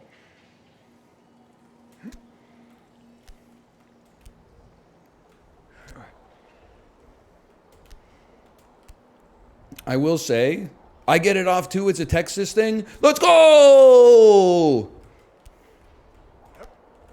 Semi-consistent Texas W. I will say, we got our daughter's academic calendar. She starts school next year. And I know you're going to say based. It's based when I have time off. It's not based when she has time off and I'm supposed to have time on, though. These kids do not be going to fucking school anymore. I'm sure that I don't remember that I also had a lot of time off, but this shit is getting crazy, bro. They get all of July and August off, part of June. They go to school for like a month in September. Then October's Canadian Thanksgiving. Then November, they get a week off just for sport. Then they go to school for like 2 weeks in December, and then they have 3 weeks off. Then they go to school for a month, and it's basically spring break. Then right after spring break is Easter. Then they go to school for May, and then June is all like fucking eating watermelon and shit. And then June 22nd or something, they're out. They don't go to school anymore, man. This is before you even factor in the holidays and then the professional development days for the teachers. They're in school like 9 days a year or something like that. I feel like I am probably misremembering. I remember waking up to my mom hitting like a steel pan with a metal spoon. Like, wake up, it's fucking 5:50, September 1st, get on the bus. And then it was like 10 straight months of going to school every single day from 6 a.m. until 9 p.m. I was probably mostly just playing Super Nintendo, to be honest. But now that I'm the parent, I'm like, what the fuck, bro?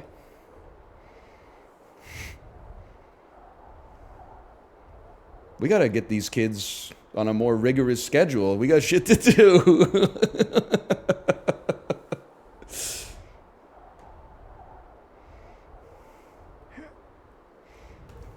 Oh, that was not even in the ballpark of closeness.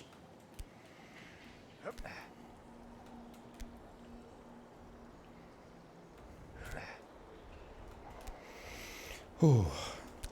Welcome to praying for no snow days. Well, like, I support my kid not having school now and then, like days off and vacations. That's all great.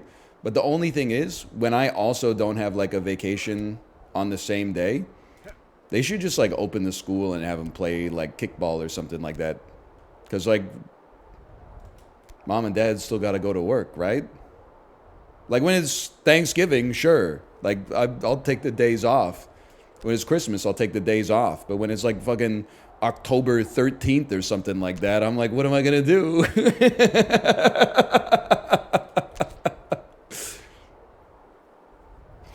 You could just take the day off. You make your own hours. Yeah, but then all the 17-year-olds in chat are like, what is it, Canada Day?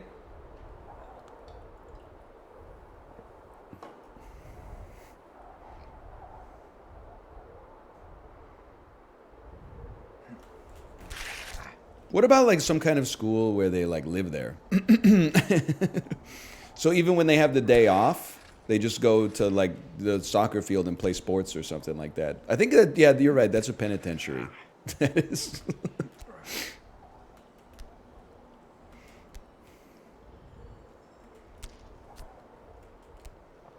Or a boarding school.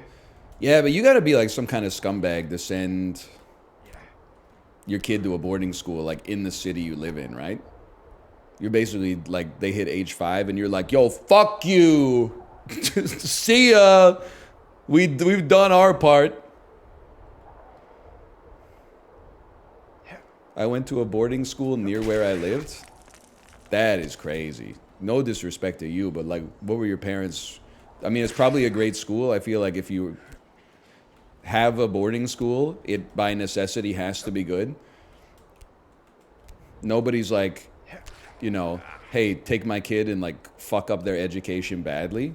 But like, it wouldn't be me. Let me put it that way.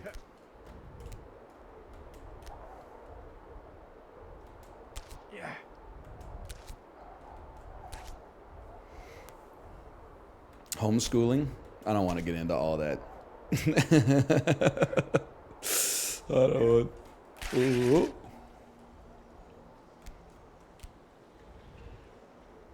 Hold on. Can you get into it a little? Sure. I think if you are insanely smart and you're exclusively concerned about making sure your child is smarter than their peers, educationally in that one domain, assuming you're not wrong about your assessment of your own abilities, homeschooling could work. I feel like if your interest is for your child to be a well-rounded individual who can fit in and thrive in society, it's beneficial to have them in a school where they spend time with their peers consistently. I know people say, like, when they homeschool their kids, they're like, don't worry, they get, like, play dates and stuff. And I'm like, yeah, but, like, it's not the same as being in the fucking crucible, man. We didn't live that shit. You weren't there 8 hours a day, motherfucker. You got a grudge with a kid in the first grade, you're riding that shit out until grade 8. It teaches you stuff. That motherfucker is not leaving unless his dad gets fired, okay? You're going to have a decade of having to figure out how to deal with this motherfucker.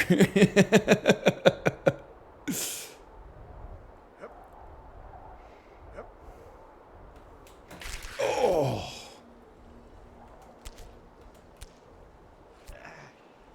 Still hate my second grade nemesis. Ain't seen his ass in 25 years.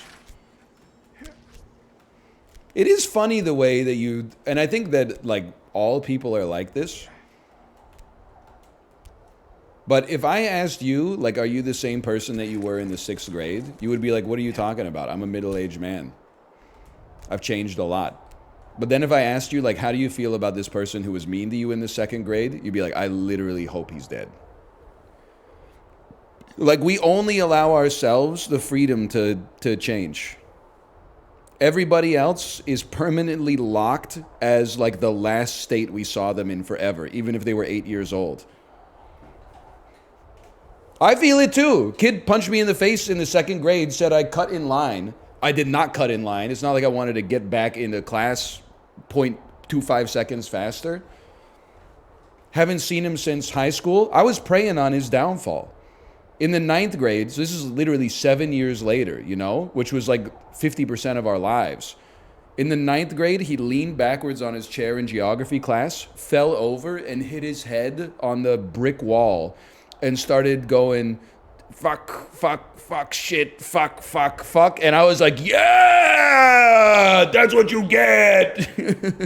And then the teacher was like, go to the principal's office. He wasn't like, go to the nurse. He was like, go to the principal's office. You're not allowed to say those words. And I wouldn't say I'm praying for his downfall. You know, I'm not like, I hope he's not living like a miserable life. But if I heard that he was, I'm just being honest, there's a part of me that would be like, well, you shouldn't have punched me in the face when you were 7 years old. That might have changed the whole trajectory.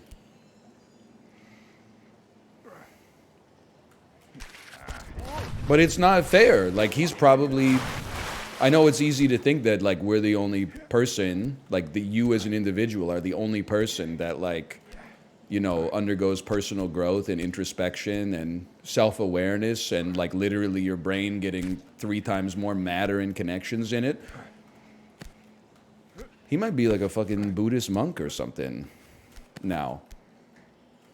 In which case I would be like, that makes sense. He's compensating for punching me in the face when he was 7. Like, his whole life in my head is just filtered by that one decision he might not even remember.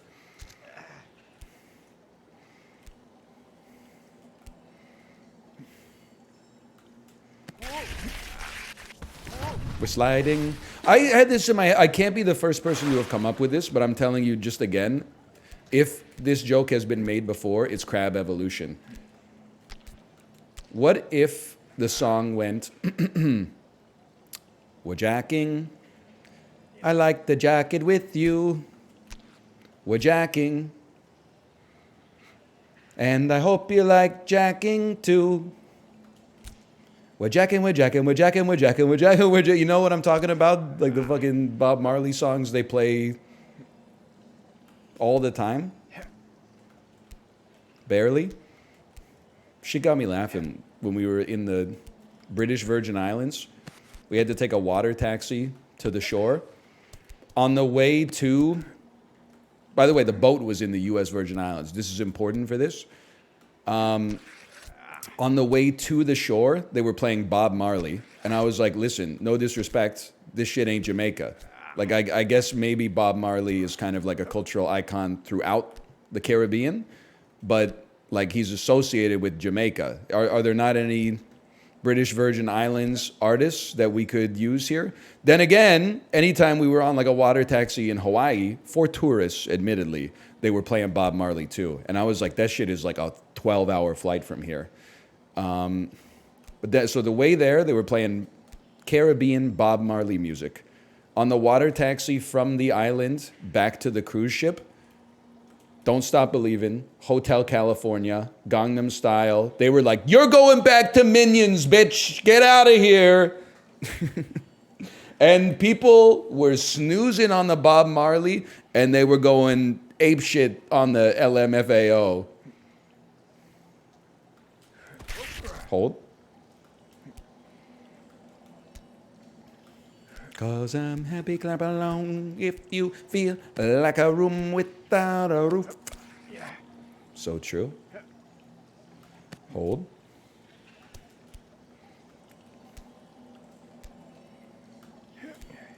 That being said, I don't think I'm like a Bob Marley appreciator. I have nothing against Bob Marley. I think it's more the kinds of people who only listen to Bob Marley that I got introduced to in college soured me on the whole Bob Marley experience.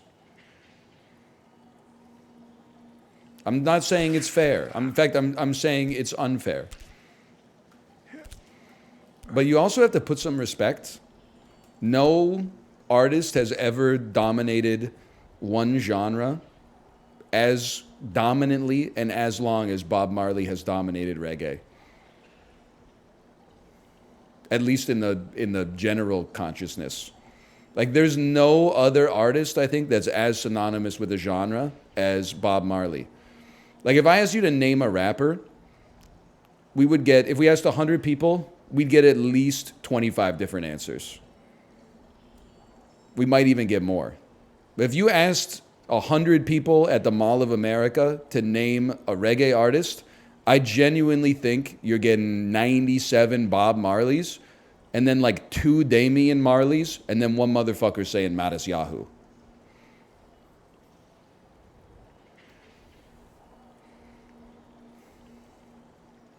I believe that. Okay, you might get a Shaggy in there, fair enough.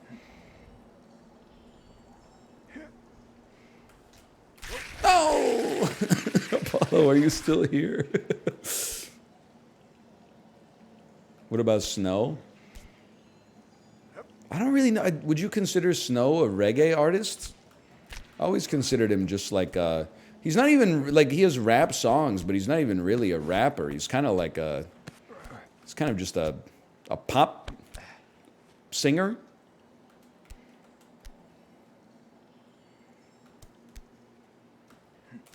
Nirvana would be close for grunge. I think that that's a better example than I could come up with. But I'd still think if you said, hey, give me 100 Americans, name one grunge act, I think you're getting 40 plus Nirvanas, but I think you're getting a not insignificant amount of Pearl Jams, and I think you're getting a decent amount of Alice in Chains. And I think you'd get a few scattered ones too, honestly. Some Soundgardens for sure. Maybe some Silverchair, maybe some Stone Temple Pilots. Maybe some fucking, I don't know, like some Mud Honey or something like that. Over 50% Nirvana. I think over 50. I don't know. I feel like Nirvana is obviously like insanely popular, but Pearl Jam has stayed in the conversation just due to longevity. I'm gonna push back on this over 80% Nirvana. I think you might get 50% Nirvana, but I think you would see a greater representation of Pearl Jam than you might initially believe. What do you think the order is? I definitely think it's Nirvana, number 1. I think number 2, without a doubt, is Pearl Jam. I would go nuts on the table for both of those. Number 3, I would go one nut on the table and say Soundgarden. And number 4, I would go a little bit of my scrotum on the table and I would say Alice in Chains. That's the order that I would expect in terms of numbers of responses. We're going to get back to the pacifier today, okay? I didn't say in order of quality. Just said in order of notoriety, or at least calling their name to mind quickly. Smashing Pumpkins? It's tough. I don't normally associate them with grunge, but I guess some of the early stuff's a little grungy. Whee!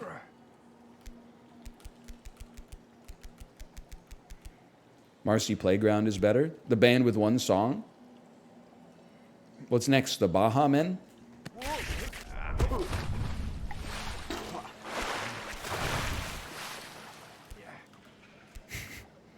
The Smiths and Jangle Pop? Okay, I'm sorry to tell you this.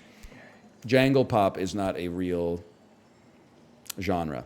We're not like fucking reggae, grunge. These are one-word genres. We're not talking about jangle rock or fucking nightcore and stuff like that.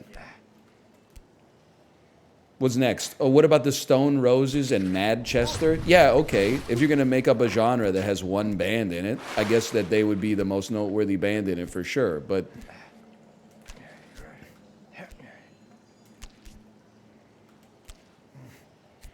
hold.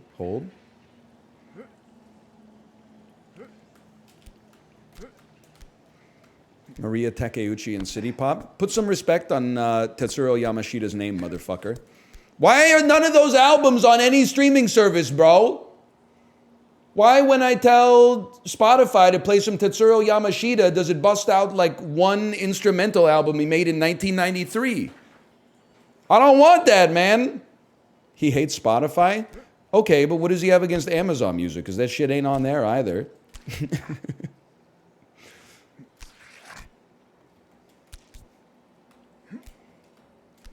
He hates Amazon Music too? Oh, son of a bitch.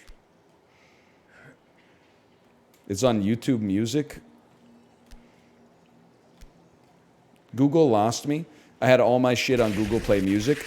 It was perfectly fine. There was absolutely nothing wrong with it whatsoever.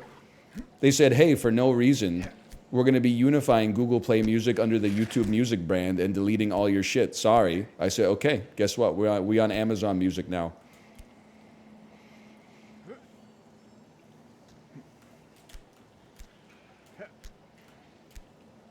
If you'd never changed it, I would have never switched.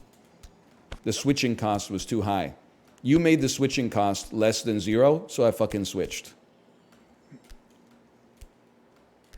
Not to mention, Google Play Movies and TV got sunsetted, so now my ass can't access the copy of Fred Durst, The Fanatic, that I paid money for. Am I ever going to watch The Fanatic again? No, but it's about the fucking principle of the thing, bro.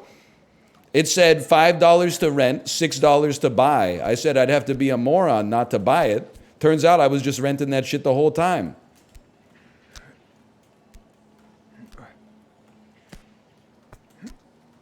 They lied to me, bro.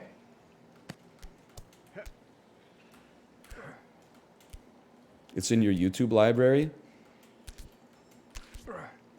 I didn't want it in my YouTube library. I wanted it on Google Play Music or Google Play Movies and TV.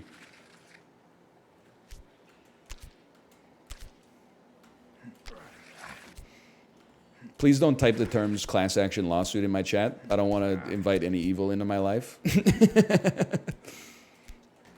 Hey, what's the government of British Columbia just won a class action lawsuit against Facebook. Can somebody tell me what the terms are of it?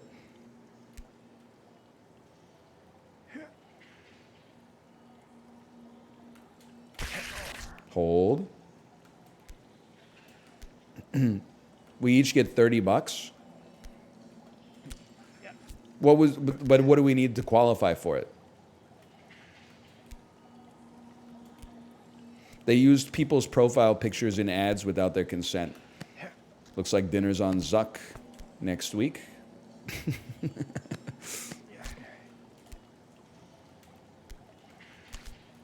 Let's go.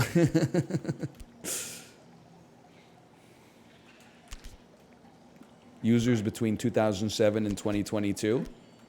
What about users between 2006 and 2016?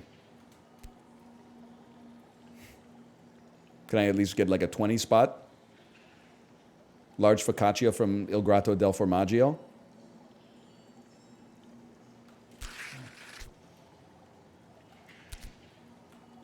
Zuck my tongue.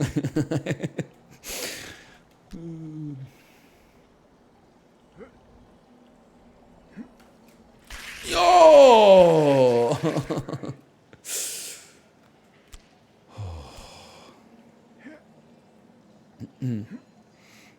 I did see the Coney tweet that was like just checking up on my high school friends on Facebook, and then the post was about the bridge collapse, and it was like, I wonder what they're trying to distract us from today. And then the top comment was like, that was my first thought as well. Yeah. Fucking idiot, man.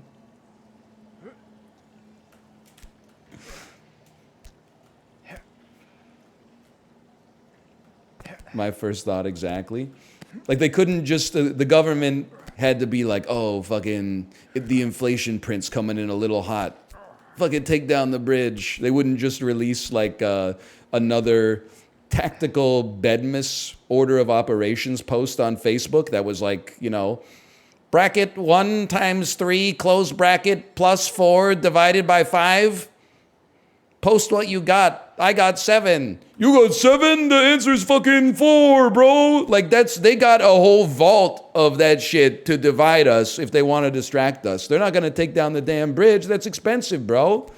They'll just release a photo of a dress that has like an ambiguous color and be like, anyone who thinks this is a blue and black dress should be killed. And then fucking the rabble get going.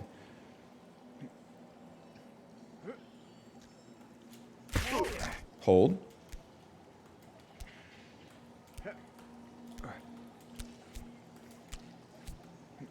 The bridge is insured though? Yeah, but like, can any insurance company afford to pay for the bridge? This shit seems like expensive. Shouldn't there be like an insurance company? Does anybody here work in insurance? Do insurance companies have insurance on their own policies?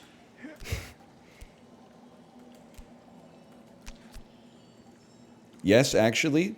That's fucking crazy, man. So you could like insure the bridge for $2 billion and then go to another insurance company and be like, hey, I need a policy in case I got to pay out this insurance policy.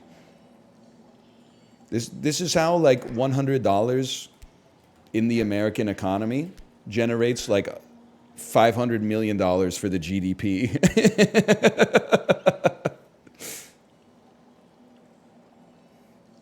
It's kind of like, in a way, it sounds bad, but it's kind of amazing.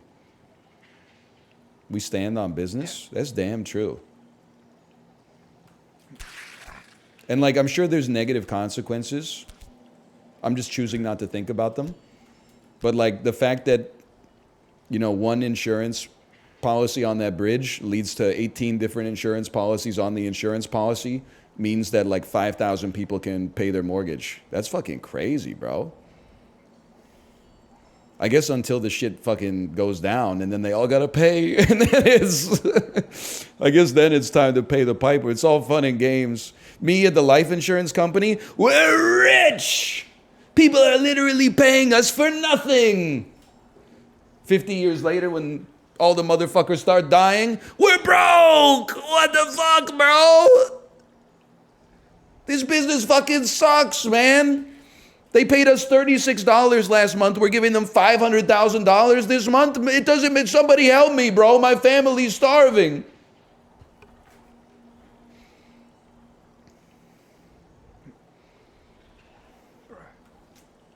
Oh.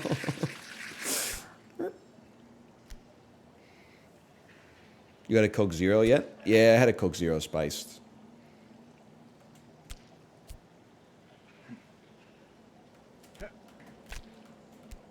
Probably explains why I'm playing so shit today. You're on the spice? Yeah, you could just call me like the voice from the Outer Rim or whatever if you want.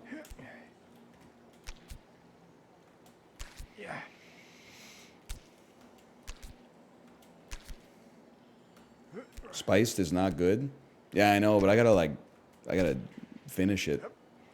I bought a 12-pack of spiced like a week and a half ago. Having 2 cans a day. I've still got 4 left. It doesn't make any fucking sense. Shit's going Shai Halud mode in the fridge. Hold.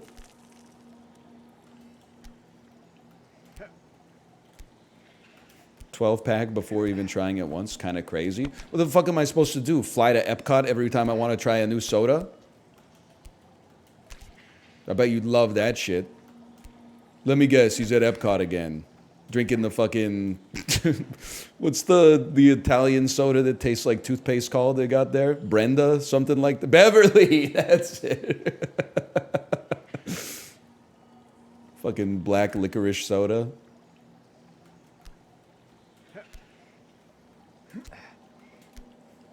If you go to the Coca-Cola store at Epcot, you will see this about 100 times. Little kid, 9, 10 years old, goes up, fills up a glass full of Beverly. Ew! Same cup, right back to the Beverly machine. Make it make sense.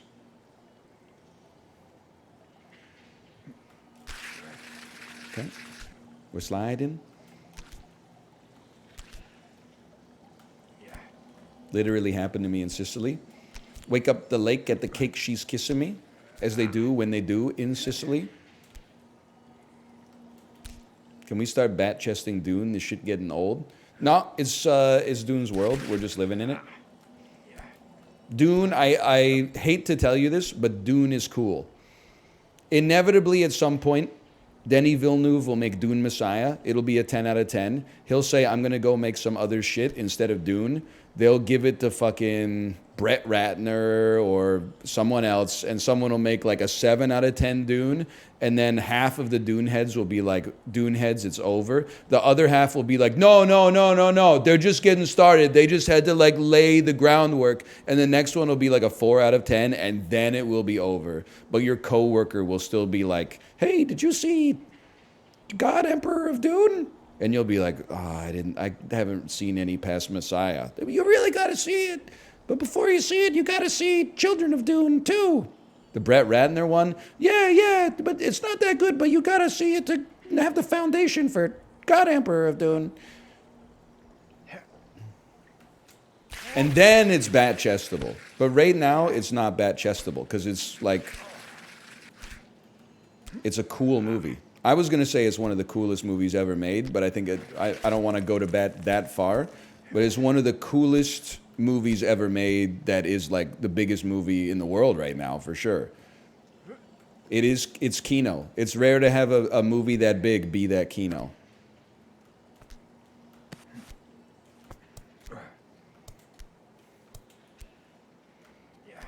Hold. Ocean's 11? Okay, well, listen. You're not going to have me say anything negative about Ocean's 11, okay?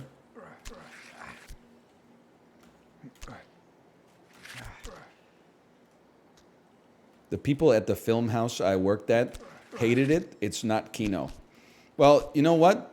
They can't show Titan for fucking 7 years straight, bitch. Okay? Maybe if they don't like movies, they should get a job at a fucking bookstore or something like that. Working at a damn... I don't even know what a movie house is to begin with. Then secondarily, cool movie comes out. They say, oh, I fucking hate it and all the revenue this is bringing to my business. Why are you in the business then, motherfucker? Don't buy a Subway if you don't like the smell of fresh bread. I'm not insulting you. I'm insulting the picture of your friends that you've painted for me, which might be insulting them depending on how honest the depiction was to begin with. I could see, like, resenting it. You know, you could resent Dune. You're like, oh, I'd really love to play, like, you know, fucking... What's that Japanese movie that's popping off right now? Strange Days? No, that's the Catherine Bigelow one. Perfect Day? Something like that? No idea? Well, I appreciate it. Perfect Days, thank you. I'd really, oh, you know, we tried to show Perfect Days, but only like 8 people showed up. Meanwhile, you know, Dune 2 has been out for 4 weeks and it's still selling out theaters. Like, I can understand being resentful, but like at the same time, you know, at least it's not fucking Ghostbusters 40, bro. Like, we gotta, with the state of cinema right now, we gotta take our wins where the wins are, man. Because, you know, in fucking 7 months, there's not going to be no Perfect Days. There's going to be no Dune Part 2. Your 9-screen multiplex is going to have 8 showings of the fucking new Transformers movie and then 1 showing of the Holdovers 2. So why don't we just enjoy it while it lasts, okay?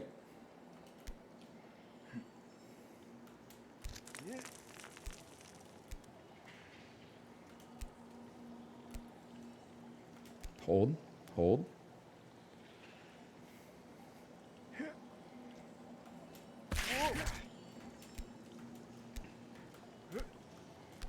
Dune fans when the movie makes no sense. I'll give you a +2 for that. There's some truth to that.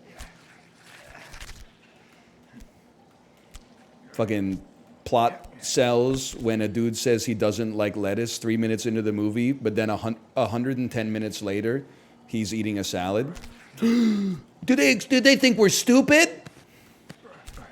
He literally said he doesn't like lettuce. At first I thought the movie was a 10 out of 10. It was like one of the best movies I've ever seen. But this lettuce plot hole in this movie about nuclear war, I mean, that takes it down to a 3 for me.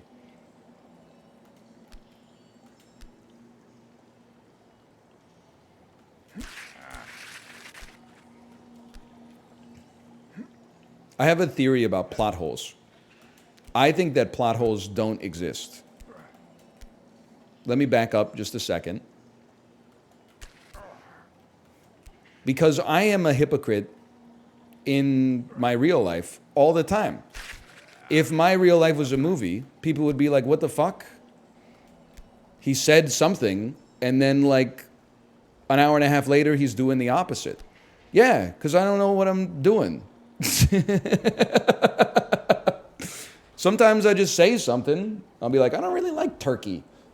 Then I go to the grocery store and I'm like, turkey and Swiss on rye, please. Like it just happens. That's just life, man. Then sometimes I eat it and I go, yum, I like turkey. And sometimes I go, why the fuck did I get turkey? This is dry as shit. Hold.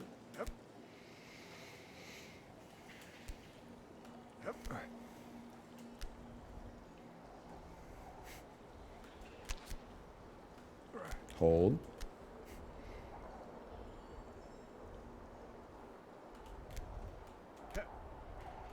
So I'm not a big plot hole guy.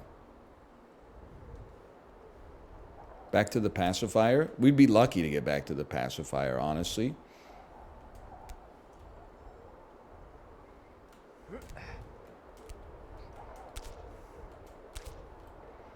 You a big pothole guy? You don't want to hear my theory about potholes. Okay, fine, I'll say it. Someone's putting those fuckers in there. I simply don't believe that cars could do that much damage to the road.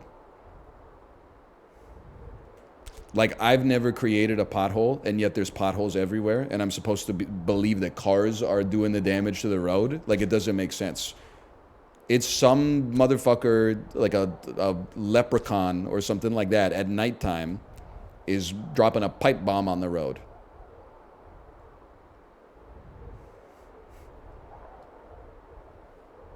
What are they trying to distract us from this time? Not even close. Not even close.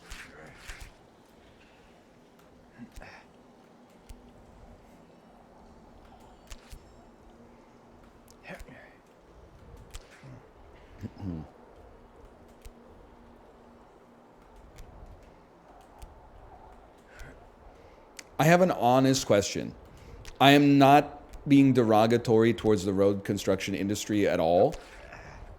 I want you to educate me so I don't become one of those boomers who's like, you know, well, back in my day, they could build a road. They built the whole interstate system in like 2 years.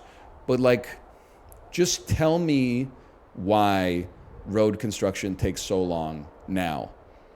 Here's some possible hypotheses, okay?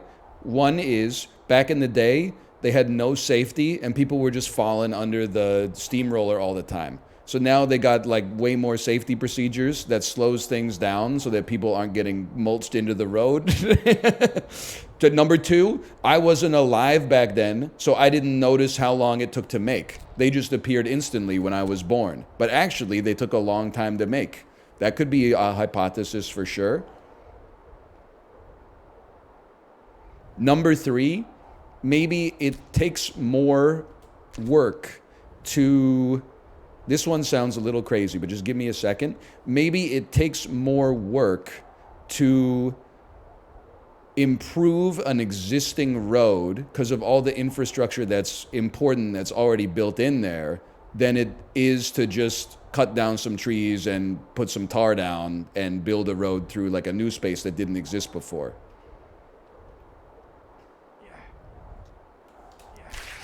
He's ass? He's pure ass?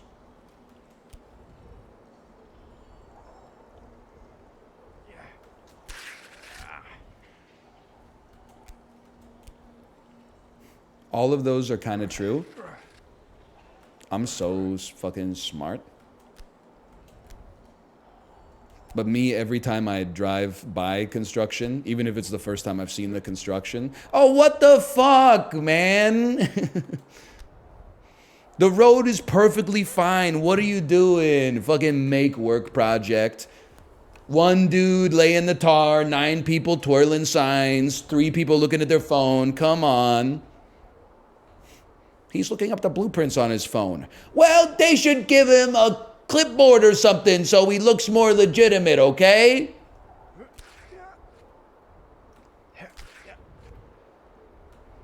Yee. I'm a roadway engineer. The existing infrastructure is largely right. It's good to hear, because, like, I mean, I didn't really realize, because I'm an idiot, to be quite, I'm ignorant at least, but I thought the road was just like a road. Then you, like, you know, they've been ripping up Vancouver roads to build more SkyTrain lines, and you're like, what the fuck? There's like a billion pipes in there. Sewer pipes, water pipes, electrical wires and shit like that, rebar. I thought it was basically just rocks, just like they make the rocks really hot, and then when they cool down, boom, there's a road. Turns out that's where everything goes, man. It's like Factorio.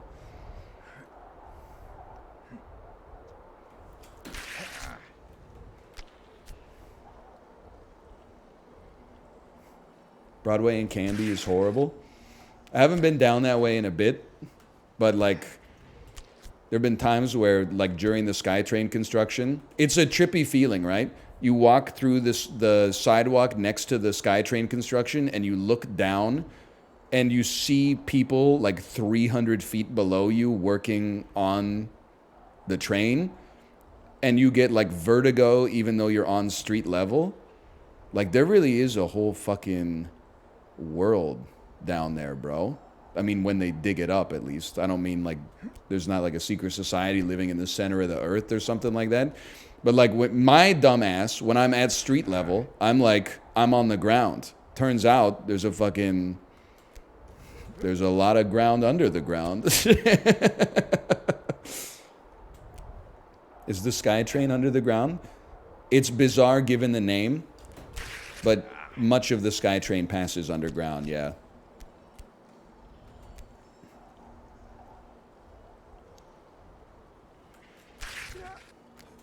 We go again. Some of it isn't.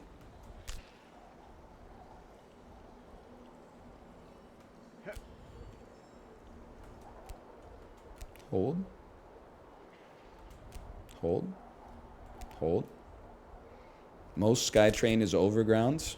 I mean, I guess that's probably true. Especially once you get outside of Vancouver. Inside of Vancouver, there's a decent... Actually, I don't know if I say most in Vancouver is overground or underground, but much is underground. Everything downtown, at least. Whee! How much is overground? Once you get out east, like all of it.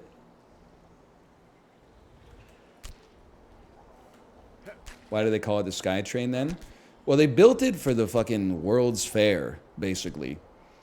And it passed through the air. So I think they were like, bam, cool name. It's the SkyTrain.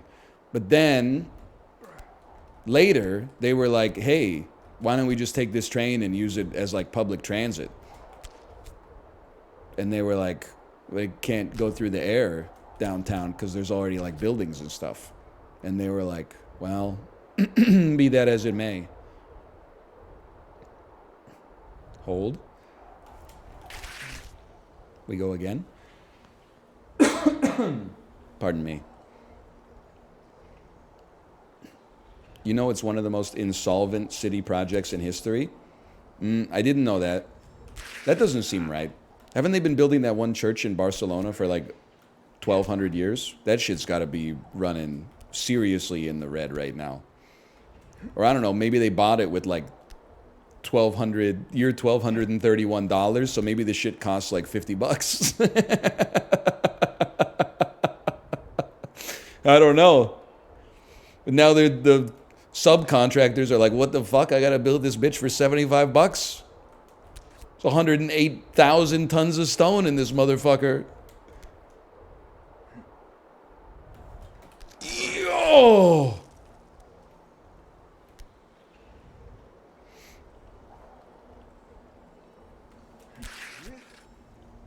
Hold. Really, one of the most insolvent projects in history? The Expo or the SkyTrain? I find that hard to believe. It just, like, I'm not saying the SkyTrain is cheap to build. Like, I couldn't afford to build it myself. But, like, for Vancouver, a fairly small city, especially in 1986, to rank in one of those, like, global lists seems crazy to me. Oh.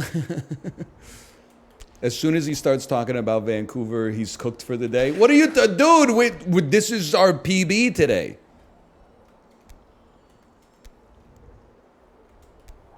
This is as good as we've ever done. Mostly.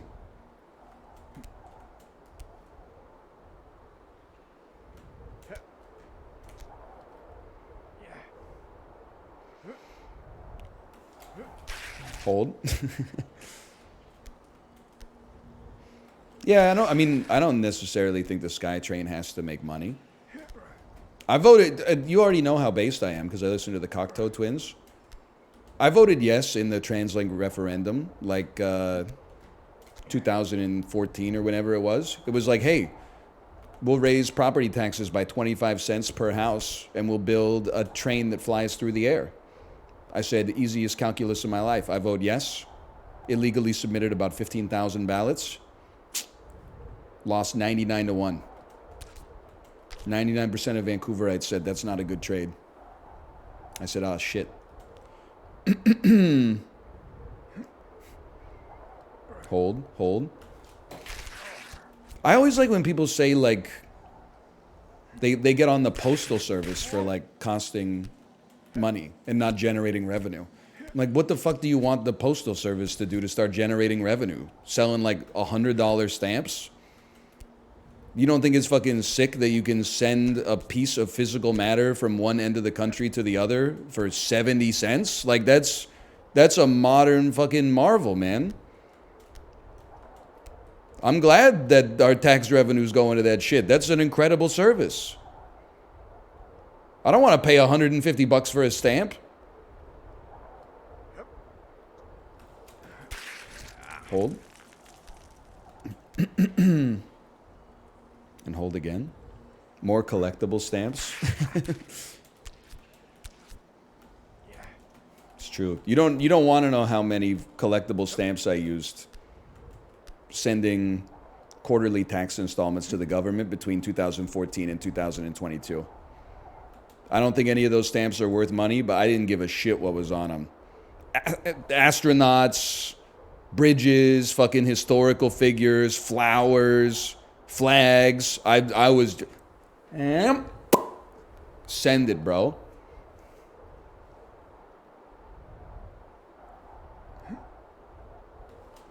Oh.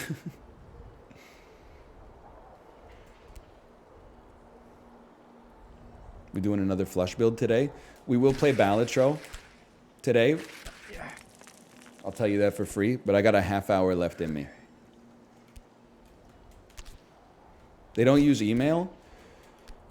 Let me tell you my story of why I started, and I've stopped now. Now I've gotten over, not to make light of it, I've gotten over my light PTSD associated with online tax filing.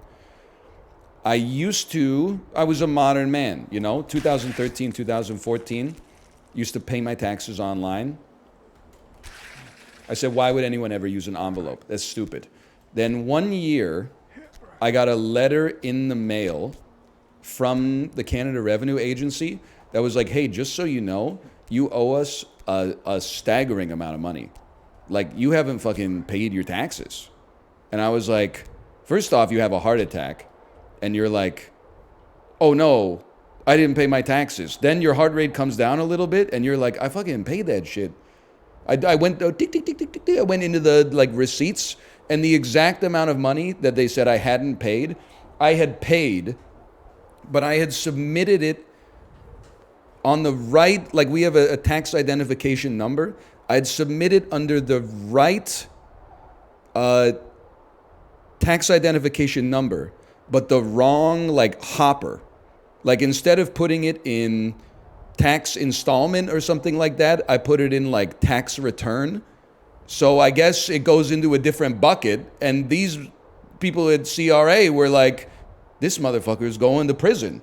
So I gave them a call and I was like, hey, you know, like the exact amount of money that you say I owe is like in this account that you have access to. And they were like, oh, would you like us to move it over? And I was like, that would be nice so I don't go to prison, please. Like I was like 25 years old, right? Like I didn't know that there was, it's probably my mistake, but it genuinely was as semantic as like one of the things is like tax owing, and then another one is like tax owed, and then another one is tax installment. So I put it in the wrong one, and it kicked off. So I said, this shit is not happening ever again. I went and I got a checkbook, and then every time I paid an installment, I wrote in the note section, like, please put this money towards this specific account. And then, like, eventually, after like 5 years, I ran out of checks, but I still had to pay my taxes. So I was like, I could go to the bank, but like, that's annoying. So I'm just going to start paying online. And by the time after the 6 or 7 years had gone by or whatever, the filing service was much more streamlined at that point and harder to make a mistake, I think. So now I am in the 21st century. We're so back.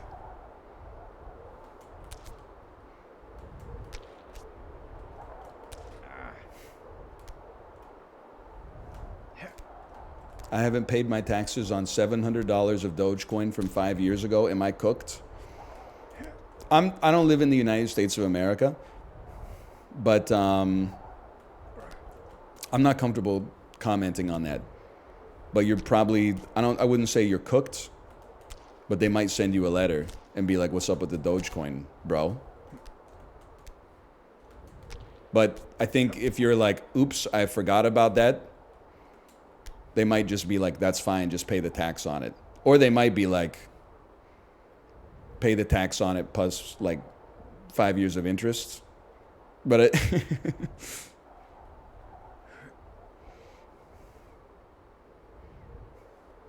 I don't know. I don't know how it works. No glancing. Small ant, what do I do here? People keep telling me to two-handed, but I'm not a two-handed Andy.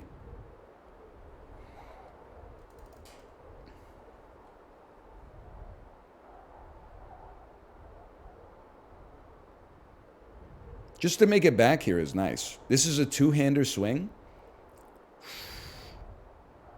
Who am I to disagree with the GOAT?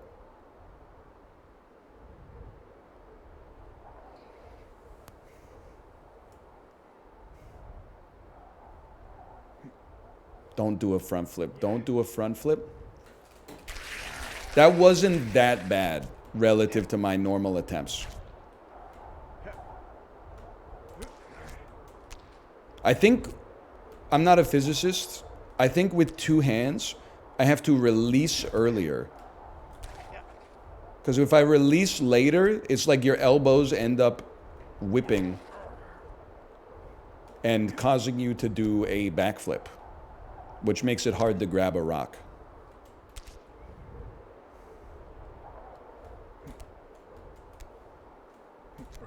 Anyway, I love the Postal Service. That's what I'm really trying to say today. I've said it many times. I think there are cathedrals everywhere for those with the eyes to see them. The fact that you can... I know we talked to this... I might have even literally been during a difficult game about climbing.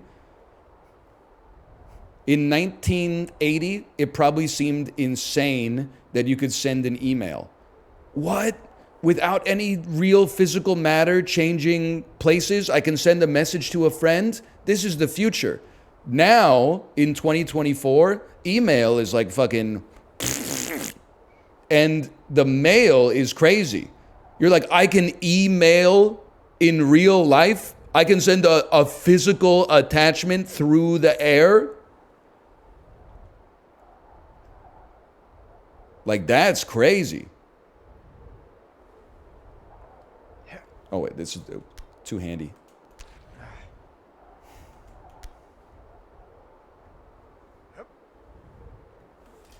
Oh, that we had so much lateral movement, bro.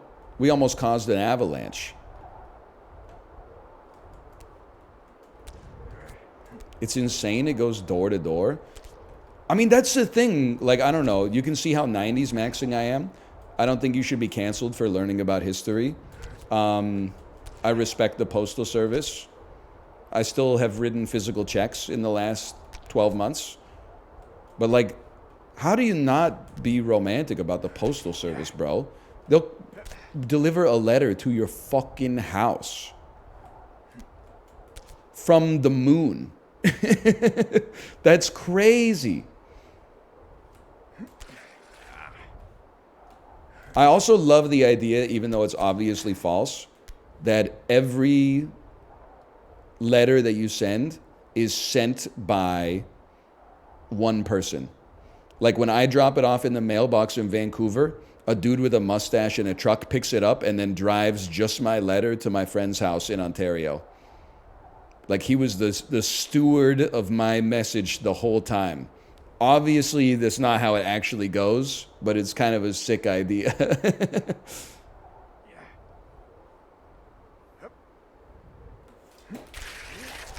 We're actually so back. I'm still chilling.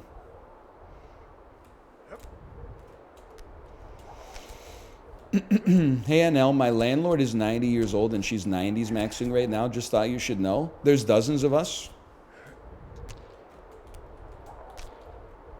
I don't want to go back to the 1990s. I simply want to bring back elements of the 1990s that I think served us well, or served me well as a citizen, and marry them with elements of modern life that obviously provide us with newfound conveniences.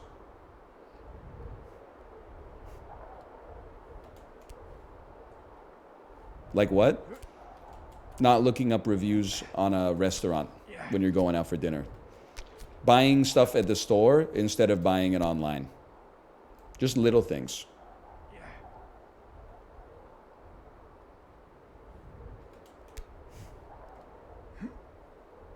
The store take is crazy. I actually hate buying stuff online. But I maybe it's that it, what's the take there? Well, I don't like breaking down the boxes. Like, my recycling gets so fucking full. It's a relatively minor thing, but like, to be honest with you, I might rather pay like a little bit more, but usually it's like the same amount, and just fucking go to like Canadian Tire or something like that, and they break down the box for me.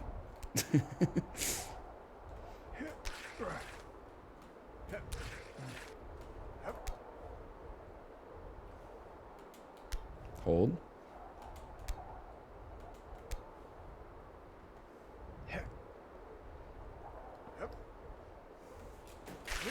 I went to 2 framing shops today.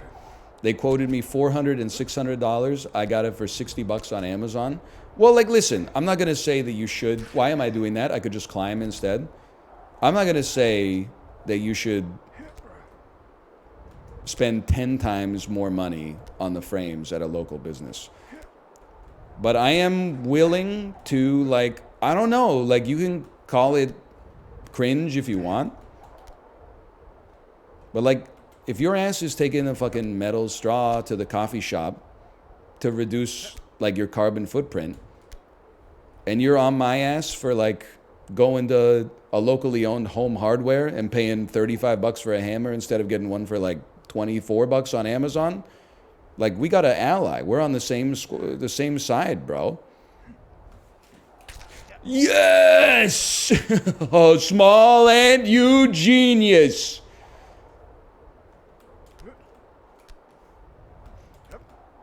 I couldn't have done it without you.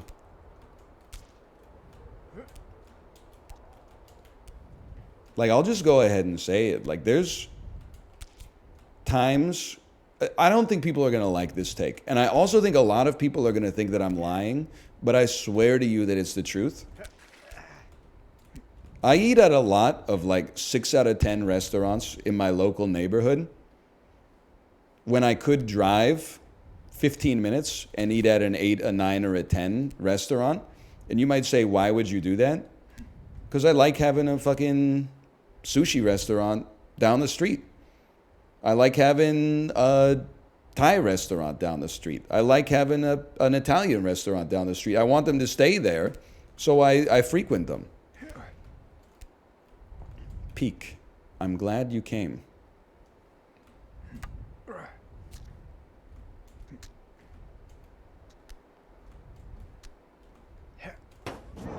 Hold. Don't get greedy with it right here, okay? Hey! Is that actually the end? I just got an achievement, bro. It's not over. It said I got an achievement for climb to the peak of the mountain.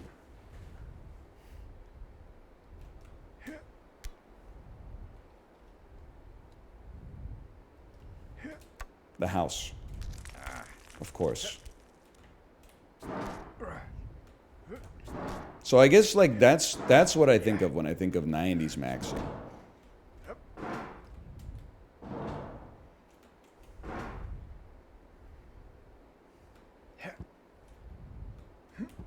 Small Ant actually saved us is actually true. I would have been one-handing that jump for the next week and a half for sure. I do have a crown. You're not wrong. Hey, After Cry 13361, thanks for the gifted subscriptions. Thank you. That has to be a jump. We hold on those. Can't be scared of that. If you're going to be scared of that, you shouldn't even be playing the game. Like, that's routine. That's textbook.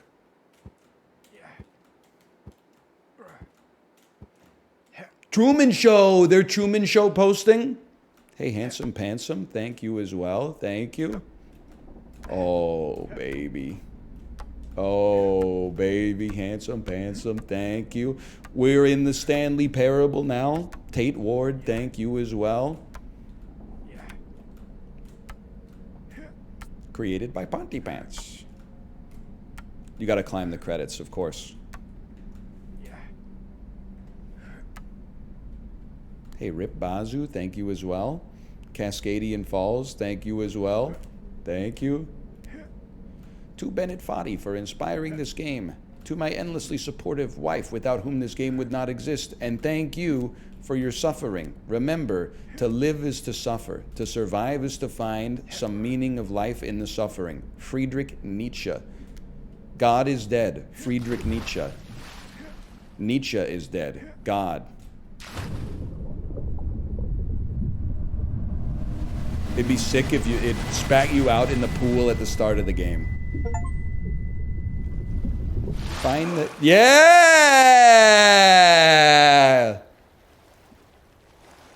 Hey, Armator, thank you for the gifted subscriptions as well. Thank you, thank you. This game speaks to me, man. I genuinely am like... If you call this streamer bait, you're dead to me. Now, what was only up? That's streamer bait, bro. This is a damn philosophy class. Platypus 2600, thank you for the gifted subscriptions as well. Thank you. And Con5654, thank you. Thank you. We're going to pivot to Balatro, but first I got to go to the bathroom. Thank you again, Small Ant, for saving my life. A difficult game. Oh, baby.